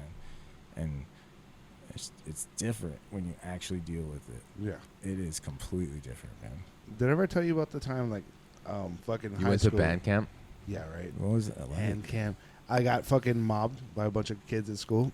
No. Cornered. Couldn't go anywhere. And, like, fighting, we fought a lot growing up. Right? Sure, out here, yeah, I've heard. Yeah, I so see. like I got cornered and I got fucking like mobbed bad, like super bad. And then Damn. so fast forward like 10 years, I seen that dude, he's catching the bus. I'm like, fuck, dude. As much as deep down inside, like, now's your chance. You know what I mean? I'm like, I think it'll ring with this fucker more if I pick him up and give him a ride to where he needs to go. Ooh. And like I felt vengeance and kindness, and it was fucking pretty weird because like he didn't know how to take it. He was apologetic and shit like that, and I didn't have to say anything. And like Yeah, I know, bitch. yeah, so like I found satisfaction getting back at him through kindness, and I was like, oh Bro. shit, dude, You are. that was awesome. I knew it, dude. You are a good soul. Yeah, dude. Totally. Yeah, I'm not an evil And guy. I don't think you know, the like- words you chose. You said you found vengeance. Like I don't think vengeance is the word you were looking for, but I know what you mean. I know felt you- that But like that's I human don't nature, know. I think. That's I don't think that's that's vengeance though. That's like just feeling good about like being the bigger person. You know what I'm saying? No, but I don't no, think that was his like intention. that I was think my he just intention. did it and he's realized that now. Yeah, I think it's think like well, I had a little bit of malice behind that kind intention. Like I think I he think was. he's gonna feel a certain way because Like he gonna feel bad. he jacked the fuck out of me. You know what I mean? And now, Or like, maybe you're just like, look, I can help you out. I'm your daddy. Come here, you bum. like, look Let me give you a look ride. what you did, fucking dude. Like, loser. look, Yeah, look no, at no. how that turned out for you. But you either know? way, there's, every situation is how you think of it. So regardless how it went down, the way you think of it is how it is. Yeah. And I think you, I think I handled it right. 'cause Yeah, had I a think you divine did moment, too. Like, dude, I'm way bigger than this motherfucker, and I could smash him. Yeah, bro. I'm like, nah, just come in my car. No, it's tight, just dude. drove. No, but that's tight, bro. Could have That's, done nothing and why drove would away. you That not would be do that? equally There's acceptable. something- Why That's would you not- equally dude, you- acceptable? you understood the assignment of life, man. Mhm. Without someone, yeah, dude, that shit's lit, bro. You did good shit. Yeah, and he got the message because when I dropped him off, he was like, "Oh, I'm so sorry." Dude. That's I cool. was like, "Okay, cool. You knew exactly what the purpose of this was." You know? Bro, I was at the expo and I had all my glass set up, and this guy walked by and he was like carrying one of the pot plants, and he like knocked over all his glass, and it smashed. And the whole time, like, yeah, dude, it was I didn't know what to say, so I just didn't say anything. I was just like looking at it, and I started cleaning up all the pieces, and basically, he didn't pay for anything at that day. He was like, he's like, he didn't, and I didn't want any money because I didn't know how to ask, and I just didn't say anything, right? So I just left it at that, put all my stuff together. Mm-hmm.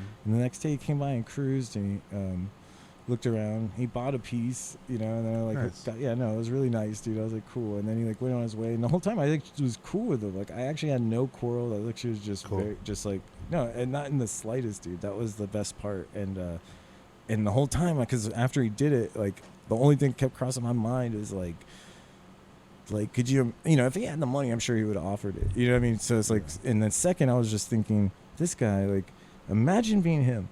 Imagine knocking all that sucks, dude. I was like, at least I made this stuff, and it was like, it was so nuts. So I left it, dude, and I was like, really didn't care. And everyone who kept asking about it, and by the end of it, I didn't care nothing about it. And then he came up to me on the last day and told me how fucking cool it was that, like, how, like, because I was just I didn't treat it any different than anyone. Like it was a good moment for me because I really didn't get upset, Right.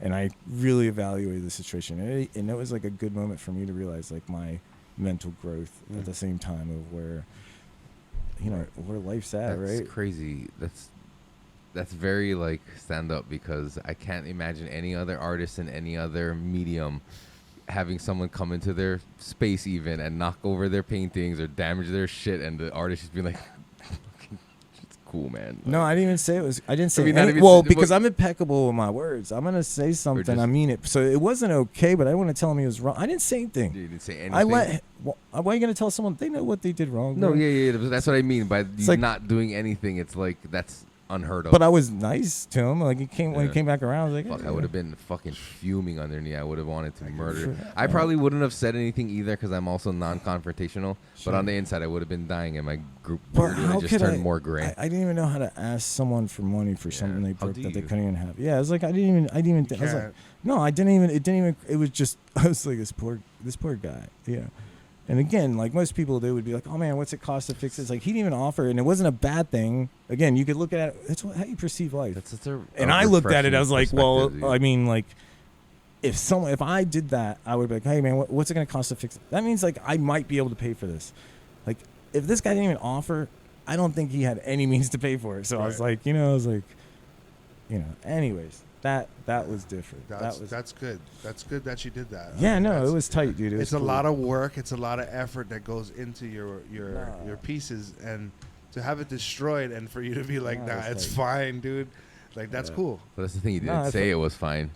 No, I No, didn't. but say it is mine. He was like, So- what am I gonna tell that guy? But nothing. In your mind, and- was it fine though, or in your no, mind, were I you really fucking? no, not even honestly. I was the only moment I was sad because So one of the zen. pieces that, but yeah, I actually was just sad because one of the pieces I made at the first expo there, I was like, I made this piece when I was here, but then I guess I was like, at least I made it. Like if I didn't make, like what the fuck, I can make it, dude. Like I mean, I could have made it even worse if I didn't make it, bro. Like come on, like Yeah, how, like come on, dude. Like That's cool.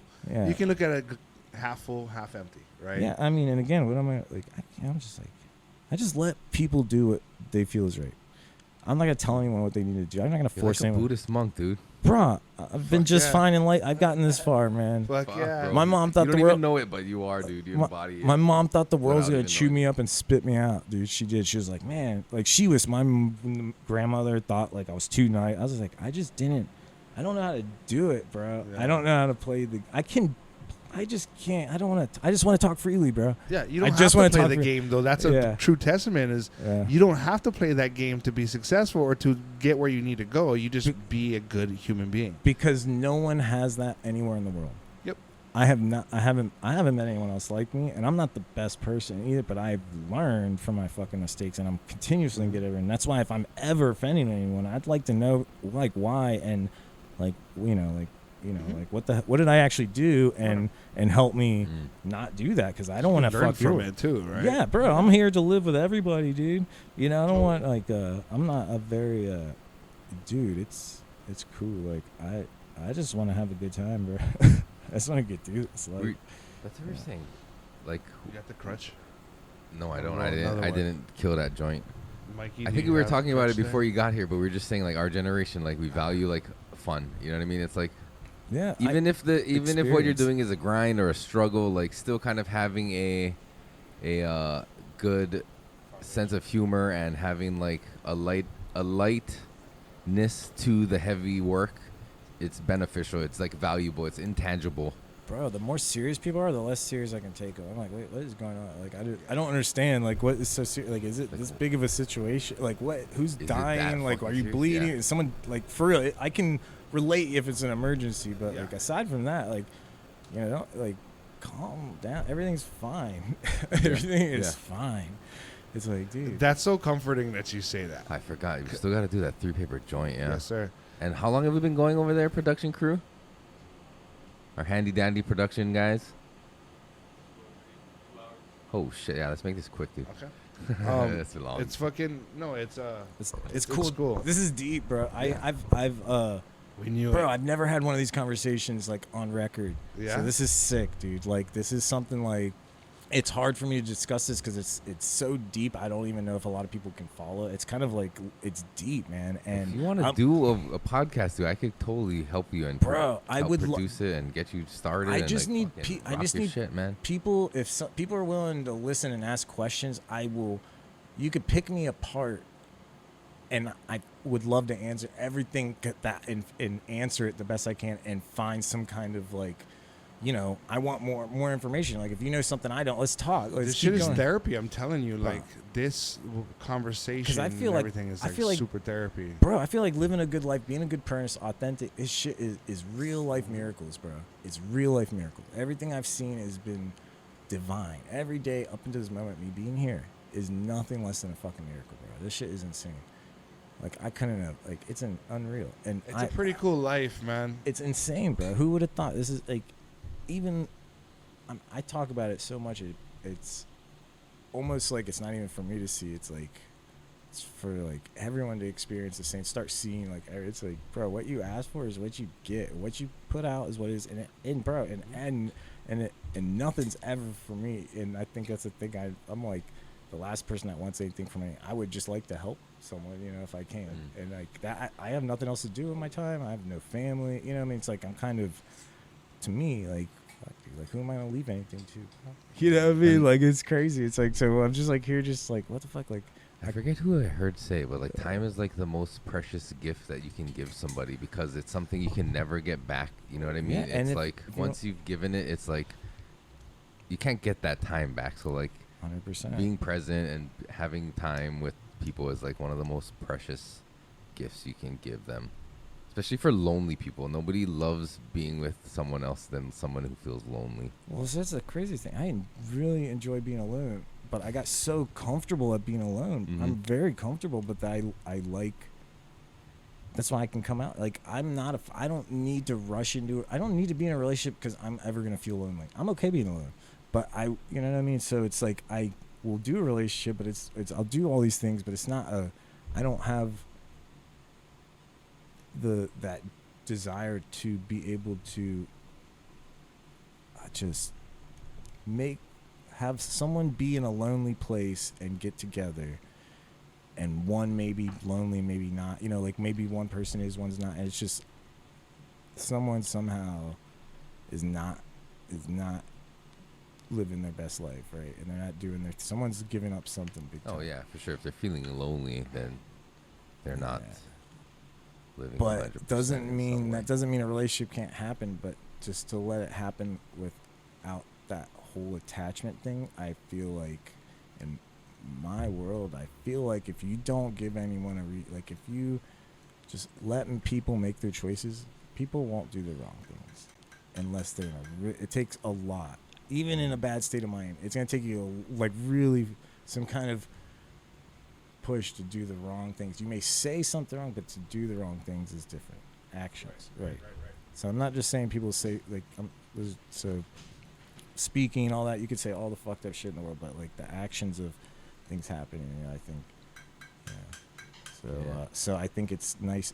It's to let that all happen organically, and if someone really cares and you're a nice person and you're good and you do all the right thing and you're still you say what you say you're gonna do, you say who you are, authenticity, right?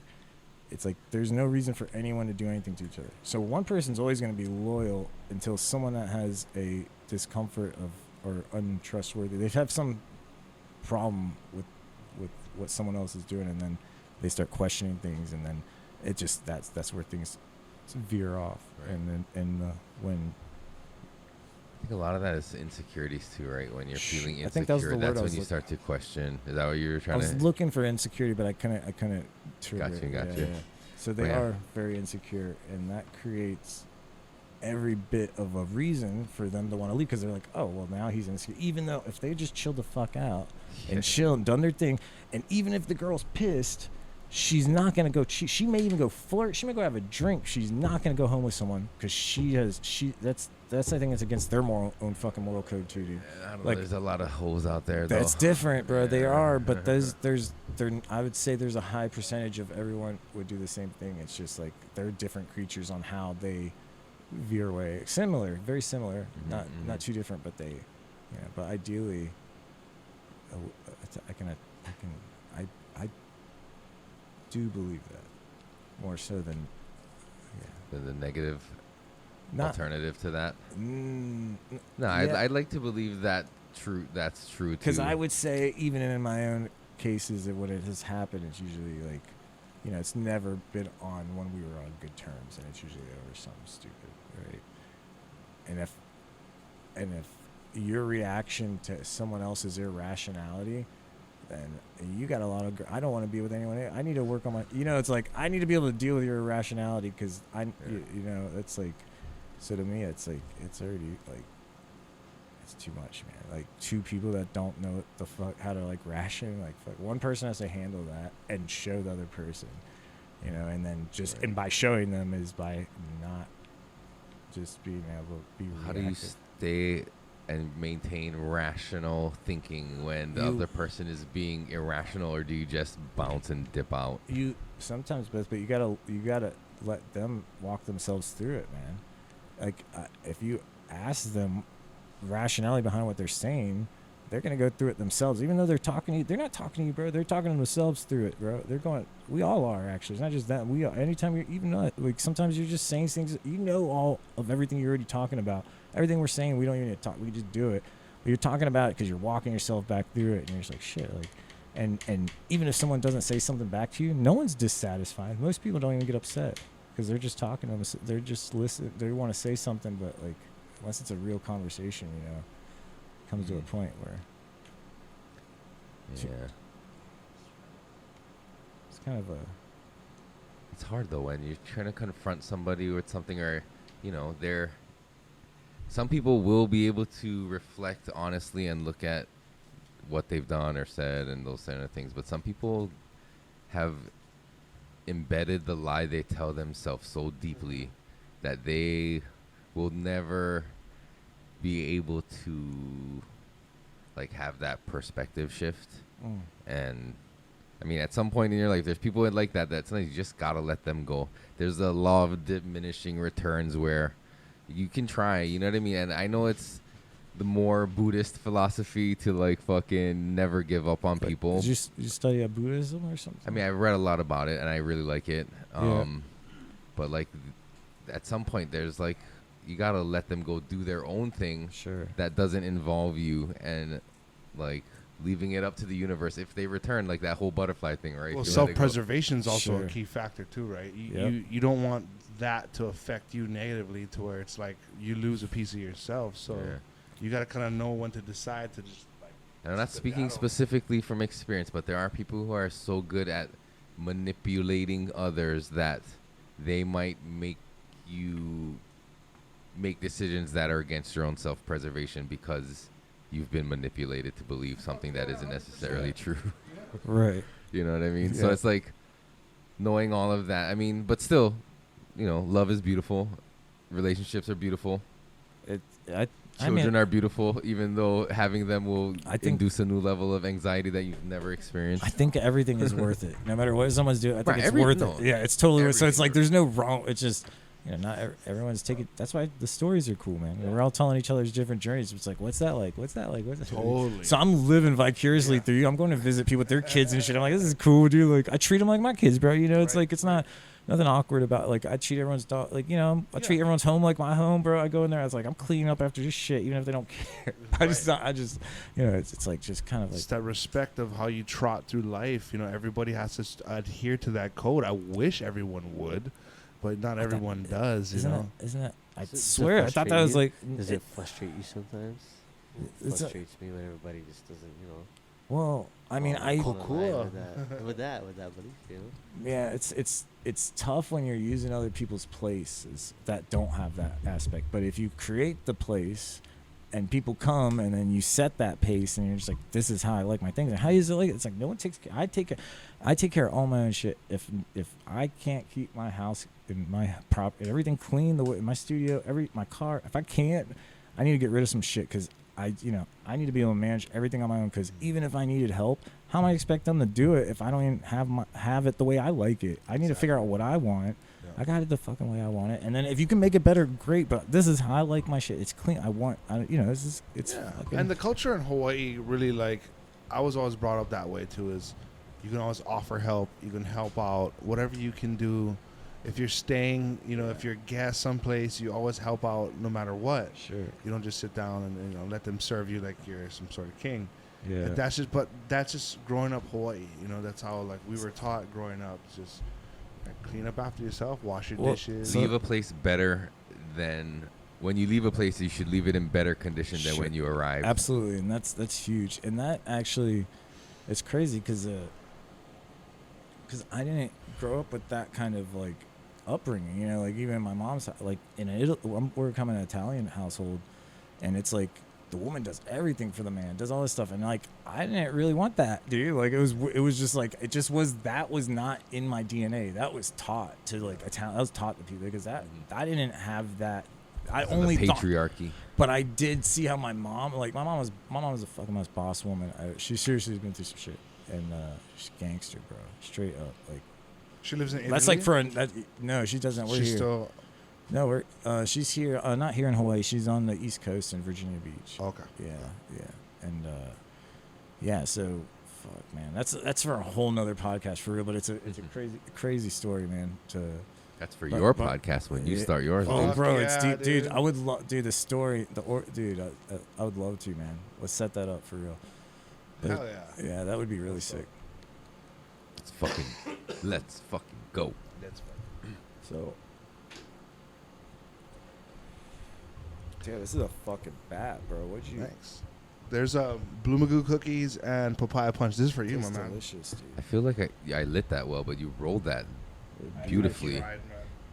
And it could be because of the. Oh, the nugget is? I mean, Yeah, I'm, that's sh- usually- Oh, thank I'm you. sure man. it's because of the crutch that's on there. And It's I a lot mean, easier not to the crutch, tuck. I noticed when you're tip. rolling with the glass tips too, It is. you can kind of put a lot of pressure and you can tuck that paper and then fucking cinch it down like a swaddle. Even the plastic ones too, just like more sturdy tips. Yeah, I just the plastic burning when the cherry gets close, it kind of freaks me out. The glass. Yeah, true that, dude. Good point. Good fucking point. So do you know how to clean these things? If you Isopropyl? yeah, just throw it in this little container and just just Shake it around. Yeah, Yep, just yep, let it yep. soak in there, and then we run some water through it and blow it out, and just let it dry. Yeah. That's the plan. Comes with his own cleaning container. Cleaning vessel. And a lighter, dude. Yeah, the whole deal, Alright, the bro. whole I thing. figured all you gotta do is just add weed. Add weed. Right? It has the joint papers. What is- Nowadays, that's the easy part. right. Well, you know, The it's glass tips are the hard part, man. they sometimes include. I just use the joints or hash holes or something, but I didn't have anything in there. Oh yeah, nah, don't worry about it, dude. The Oh, weed's I on was, us in this one. yeah, no, I was like, no, the tips were actually. I was So feel- sick. bro. I had to bring something, man. And I was like, fuck it, okay. The tips are so sick. Yeah, they're They work. You like? Like it Yeah, makes dude, you're it- I enjoying. I'm enjoying it. It I actually fucking like it. works. Yeah, hell So I yeah. usually make them twice as long, but I shortened them up recently just to. These are perfect. Yeah, I Those are feel good like length. they're easier to roll. I think because like when they were longer, I think people were having a hard time. But it was a kind of sore thing to hand the joint and then like never hold it from the I mouthpiece. noticed. I noticed that this one is like tapered too, so that's kind of fucking nice. Yeah, you can Yeah. spliff it out. Yeah, yeah. It's already like pre-spliff dimensions. Yeah, it's perfect for the bats. Yeah, that's sick. I Yeah, have I these hope you- ceramic ones that have been really good too. But Ceramic? these are fucking. Yeah, are you liking it, right? These are ones you draw better. It's so it's smooth I- and I- like it it's- really works. Like I- all the fucking holes in I it. appreciate that, man. Yeah, I mean that's the idea. I did definitely like really. I did engineer. It wasn't just like I was making a piece of glass. Like I thought Yeah. of it in a. Functional. I build again. I know. I build cars and I know a lot of stuff. I can weld and I'm like I'm very like self-sufficient in life. Like I do. Hell yeah. I do everything, man. And like it's very comfortable and. So basically, when I built that thing, it was very in mind of like all the knowledge I had. So it was really. So again, it wasn't just to like create a tip, man. And If you look at it, it's like I could make them, and it would be. Yeah, it's a flower of life, actually. And I was gonna ask, are you into sacred geometry by chance? And I was, Big time, I was bro. assuming the answer was gonna be yes, just looking at all your pieces. Bro, yeah, dude, I got it all over me, man. Yeah, it's I pretty much it's everything, and it's because that's all that comes from my head, bro. That's my spirit doing that shit. I don't even know what the fuck I'm doing, dude. It's just coming up with this cool ass stuff, and it looks so nice. And so, anyways, I'm big into symmetry. I like everything had to be perfect, and that's what I always strive for. And that was the kind of the thing. And like, I didn't know no one else was striving for that. I was like, fucking. It's not like they're all. I was just really wanted it better than I was already doing. Man, I blew glass in Portsmouth. I never even got my story to tell you this whole I know. origin. Speaking of not redirecting and getting off track, I know, that's- dude. This was that was actually like a an good hour story. ago. This was a good story. Oh man. All So right. yeah, you started. Your friend was taking a class at the college, the So community no, college, and Yeah. So basically, how'd you get into it? oh fuck yeah. Damn, dude. Why'd you let me get so off track? You just want to hear me. I just let you go, man. We haven't perfected the skill of No, redirecting. It it's- feels rude and interrupting, but Really? you were like, But on wait, okay. Was flowing, it too so- much? Was it too much? No, I don't give it a was shit. perfect. It was dude. cool. Okay. Yeah, I don't care. Yeah. No. Lit. It went bro. deep. Yeah, no, so I tend to do that, but I can always, it doesn't ever offend me to stop. So anyhow, so I went to Portsmouth and started blowing glass there after about 2 weeks. Which is about two classes for like 2 hours a piece, because you get like 2 days a week, and then you get 2 hour sessions to blow glass. So I like the first day when you get to blow glass, we just watched him like we watched him blow glass. We didn't get to do it, and then the second day went back and like he did another demonstration, and then we got to dip our fucking glass rod into that furnace, bro.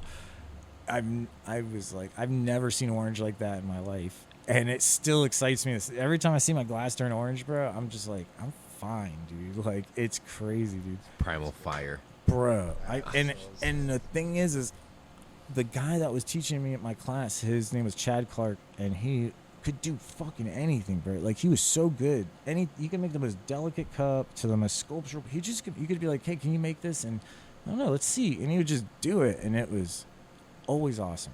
That's so sick. It was super sick. And then he would like bring in all the students and just like want to do all this stuff. So anyhow, I like watched him. I was like, this fucking guy's awesome. So did the class 2 weeks into it. He came up to me and he's like, man, you're really good, like at blowing glass. And he's like, I've been doing this for 13 years. And he's like, I've never seen someone pick up glass after like 2 weeks and start making like spheres and cylinders and stuff. And I was like, for real, bro, no one in my life ever told me I was good at anything. I was like, fuck. And I was good at a lot of things. I built my cars, I rode my bikes, but this guy was like, you're good at glass blowing. And I was like, you're fucking really good. And you think I'm good? I was like, holy shit. I'm onto something. I took it so seriously. Thank you so much. I took it so seriously. I was like, fuck. I was like, you know, I just wanted to blow glass. That's all. I didn't even know how good. I didn't even know what the one I wanted to make. I just wanted to blow glass. That's all I wanted to do. That passion drives the fucking the work. You know what I mean? Bro. And it shows in the end, man.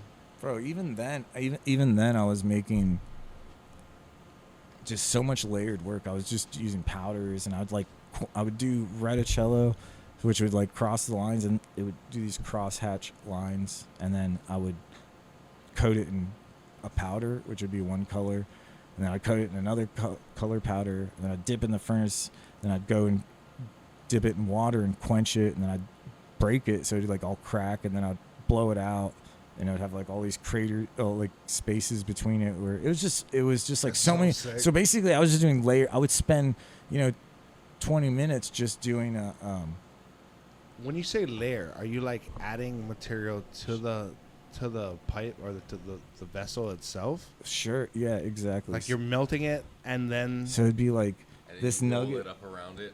Yeah, so there's a furnace full of clear glass, and I would have like all my colors on the side and some dishes that would be powders, or you could pick it up on bar, but typically I use powders.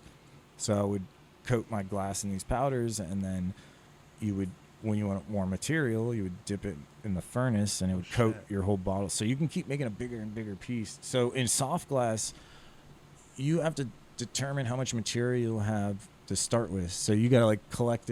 Say if you want, you have to collect the amount of material on the end of a rod and then make your vessel. So if you want a big vase, you need a shitload of glass, and it's fucking hot, bro. it's heavy too, right? Yeah, but I've seen and it's forged hot. in fire. It's hot too, dude. It's like I get burned all the time still, and it's not from glass hitting me, it's from radiating heat. Cause I'm just do it. I'm just trying to get to my glass, and it's hot, dude. And I'll do anything to get it to go where I want it to go. I try so hard, dude. I'm like, yeah, dude.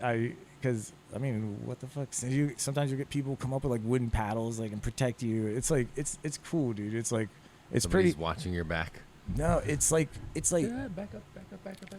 it's the sense of Too close, the Have sense you of that ever happened where you're like just so into it that your hand just gets fucking in the flame? oh yeah, dude. Oh, fuck. Yes, dude. I mean, it's nuts. I shouldn't even admit that, but it's true, dude. I'm not joking. I'm fucking, dude. And it's not. It's like, it's just sometimes, But I've gotten better ways of doing it. But sometimes, man, it's like, and the thing is, my hands are so thick, which is nuts, bro. That it doesn't even like burn. It just singes and turns white, and then it's like, but it's nothing. It's just callus, right? It just, yeah, it's nuts, bro. So I'm like, but that's the point. Is like, I'm fucking durable, bro. I'm totally cool. I'm like, I'm built for this shit.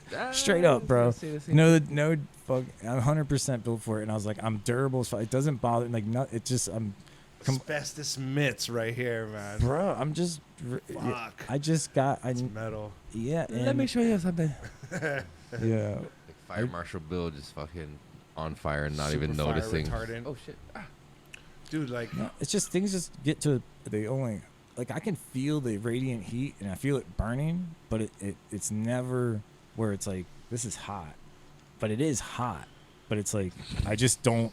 what about glass filaments? You ever got that stuck in your skin? Oh, a few times, yeah. I mean, usually Oh, step fuck. in it or something. Or I've like stuck my hand in a jar, like trying to grab something and had like a fucking piece of glass go through into my. How does that feel like? 'Cause It's you can't terrible, shake You it bro. can't off. take it out, No, right? dude, and it sucks, and it'll break into more pieces if you don't like get it out just right. So like, it's pretty. It And you kind have of to like wait for it to cool, or you can get it out while It's still already moving. cool, No, so it's- it's like a little hair, like Pele's hair, and it fucking gets into your finger, under your fingernail. Oh, Bro. I was thinking like how you have your rods and stuff, and the tip is hot if it like drops on your skin or something. Oh yeah. Like it doesn't molten. drop off. I mean, if glass got on you, it'd probably be from like popping or crack. It'd be like a piece of not red hot glass. Because it pulls in, right? When you heat it up, glass kind of pulls to itself, right? So it won't like drip off. I mean, unless you like cook it in like a big section, right? But like, see if there's a glass filament and you hit it with flame, it'll pull back into the group. It shrivels. Right? Well, it depends on how you're holding the glass. I have a It goes with question, gravity. I have a question regarding glass dripping. Sure. Let's go. What about a Prince Rupert drop? So that can only really be done. Elaborate. Catch up, bro. Read a book. Yeah, dude. What? No. Prince Rupert drop. You melt glass and it drops into water and it cools and it creates this teardrop-looking thing with this long spindly thread, and this motherfucking teardrop end can withstand any amount of pressure. Mm-hmm. And I say that confidently because I've seen it on YouTube. But all you do is you clip the little tail and the fucking thing will shatter. It's a powder. Bruh, like It's because poof, pulverized. So that's glass crazy. is amazing, man. It's fucking So dope, dude. it holds so much stress that it makes the glass like extremely resilient. But when you chip or you score a piece of the glass, it compromises the integrity of it, and it fucking. Is it because of the rapid cooling, like olivine kind of deal, like where it just like cools super quick, and it's like I don't know. I seen all the the way they molecules make are it. They hooked just onto have each those other? little Yeah, glass rods it's where they melt it, and it just drips into a beaker of water, and it just cools in that shape. I mean, I don't know how fast that is cooling, if that's rapid compared to other ways, but yeah, they take it out. Temper it, right? Usually, but they take it out pretty quick after. It's just a small piece of glass. They're not giant. They're like tiny. Like, yeah, it's just like but it's just from the energy in it from it. I should, Yeah, look it up. It'll probably explain it better than I like can. But liquid, it's like liquid to a solid happens pretty quickly in that beaker, right? So like it's cooling pretty fast. But it only will do it with a 96 COE or 104 COE, which is a different coefficients of glass than borosilicate. so so it's you not would the have same type of glass. It's not the same glass. So the glass that you would see the first glass I used was not boro, it was soft glass. It was like it's like 96 pine or some spruce pine was the name of a batch of it was type of glass. So it's a 96 COE, and the COE is the coefficients of expansion. And well, with the coefficient of expansion is the rate that the glass expands and contracts when it's cooling.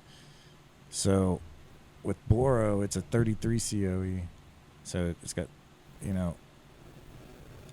it can heat up and cool down. It'll cool down faster, but you can heat it up, and it's more resilient to thermal shock, which is like immediate heat up and down. So, but soft glass stays hot for a really fucking long time. Mm-hmm. Like it's like fluid, and it stays hot. You can work it for a long time. Right. But when it cracks or it breaks or it cools down, it's like that's it, man. You don't get a second. It can't take thermal shock to get back up. Once it breaks, it's kind of like you got to just melt that thing down and do something else. From scratch again. Yeah, it's done. Shit. So there's no salvaging a soft glass piece, and boro, it's like you can kind of like weld it back on. You can get away with a lot more. Oh shit! Yeah, Can I play it up there? Yeah, play it up there, dude. Hold on, let me fucking. That's pretty cool. That concept. Yeah. So, fortunately, I started with a soft glass background, and that was all I actually wanted to do. I didn't even want to do boro. I didn't really know about it, to be honest. So I was just doing soft glass. I took the class. It's gonna be weird. We have to actually take our headphones off to hear it. What? But I can hear you so good. Yeah, it's comforting. It is comforting, right? It's not. It's funny because I actually have a hard time hearing, and it's really easy to talk to y'all when I can hear you. That's why the expo's kind of hard because everyone's yelling and stuff. For you guys Bro, to watch. I only do one thing at a time. And that's, so, oh yeah, here you go. What?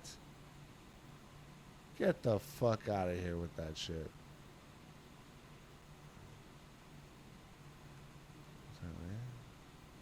Well, it's been in quarters and shit. Look at What? that. And watch. What? Yeah. Dude. Energy. Crazy, Well, right? everything's got to be linked, and the molecules have to be like tied to each other in a chain to where like it's like a house of cards, right? It's like, okay, it's super fucking rigid, and as soon as you take a fucking piece out, rah, it comes tumbling down. Yep. That's so sick, dude. Like I have a feeling it's the same reason why like glass windows and stuff will spider web, right? When you hit a certain spot, Sure. it fucking Yeah. it spreads. Isn't that Yep. like a filament between the two layers of window that create that? Like the what between? The tempered glass where you like a windshield. I'm not sure. No, I don't think there's 2 layers of Yeah, glass. or there's like a fucking There's film on yeah, it, right? there's definitely a film, but I don't think it's what makes it know. tempered. Right. Well, anyway, we should wrap this stuff up. For sure. Yeah, I didn't even get to my whole origin story, but next time, Yeah, for yeah, sure. we'll- Yeah, I'm sorry, I got way off track, but it was still good stuff. We'll start your podcast and we can get sure, into yeah, it. let's do it, dude. Oh yeah, that's it. I gotta make it about. Oh man, I'm sorry. We'll do you. We'll do you. I fucked this one up. No, Did I? that's a good Nah, it's all intro. good. No, Yeah. no. I think I missed the Well- point. Tell everybody where they can find you, Instagram, all your social medias, everything. Shit. All right. WYG _glass _Hawaii. And that's IG. And anywhere else you look that name up, you'll find me on other platforms. Aloha. Hell Well, yeah. Well, do you have a website where people can check out your glass works? I and do. It is WYGGlassHawaii.com.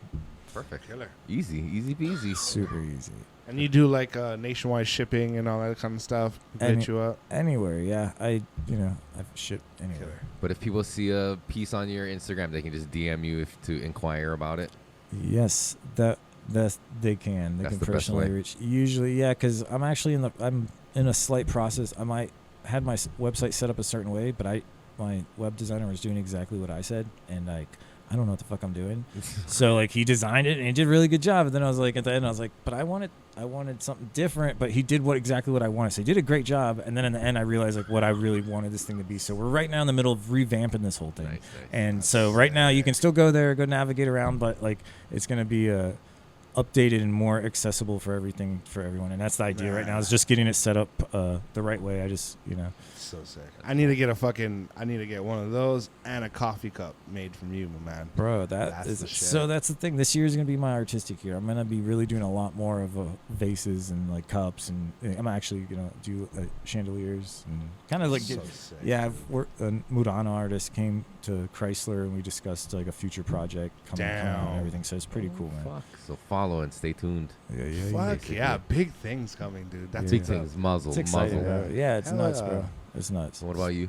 Where can people find Grow you? Guru Hawaii online shops coming up soon, so we're gonna get that inventory in, and we're gonna kind of key down more like we're gonna cut out the fat on the fucking growing, cut out the bullshit. We're not gonna have any, like I said, fat. We're not gonna have any other products that's redundant to what we already have. So if you have a favorite product, I'm sure we'll have something of equal or greater value there. That would be multi-beneficial.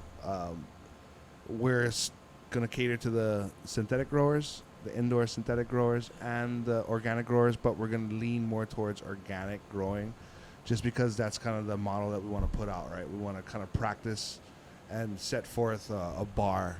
Yeah. And I think organic is a healthier alternative, and it's going to keep the stigma in cannabis intact. It's going to be a better foot forward for us. So that's why with the shop, we try to put out as much organic derivatives as we can. Of course, we have Mills, which is biosynthetic. They have 50-50 organic and synthetic. Can't get away from that, but I'll have, there's always a demographic for that. But I'll make sure that we're doing the Pono thing when we put out the shop. And then when we actually get the brick and mortar, we'll send people up. Right on, man. For sure. You can find me, Voices from the Planet, everywhere you get your podcasts. Yeah, and watch out. We're going to start new podcasts, apparently. All set. Fucking, if you're interested, hit me up.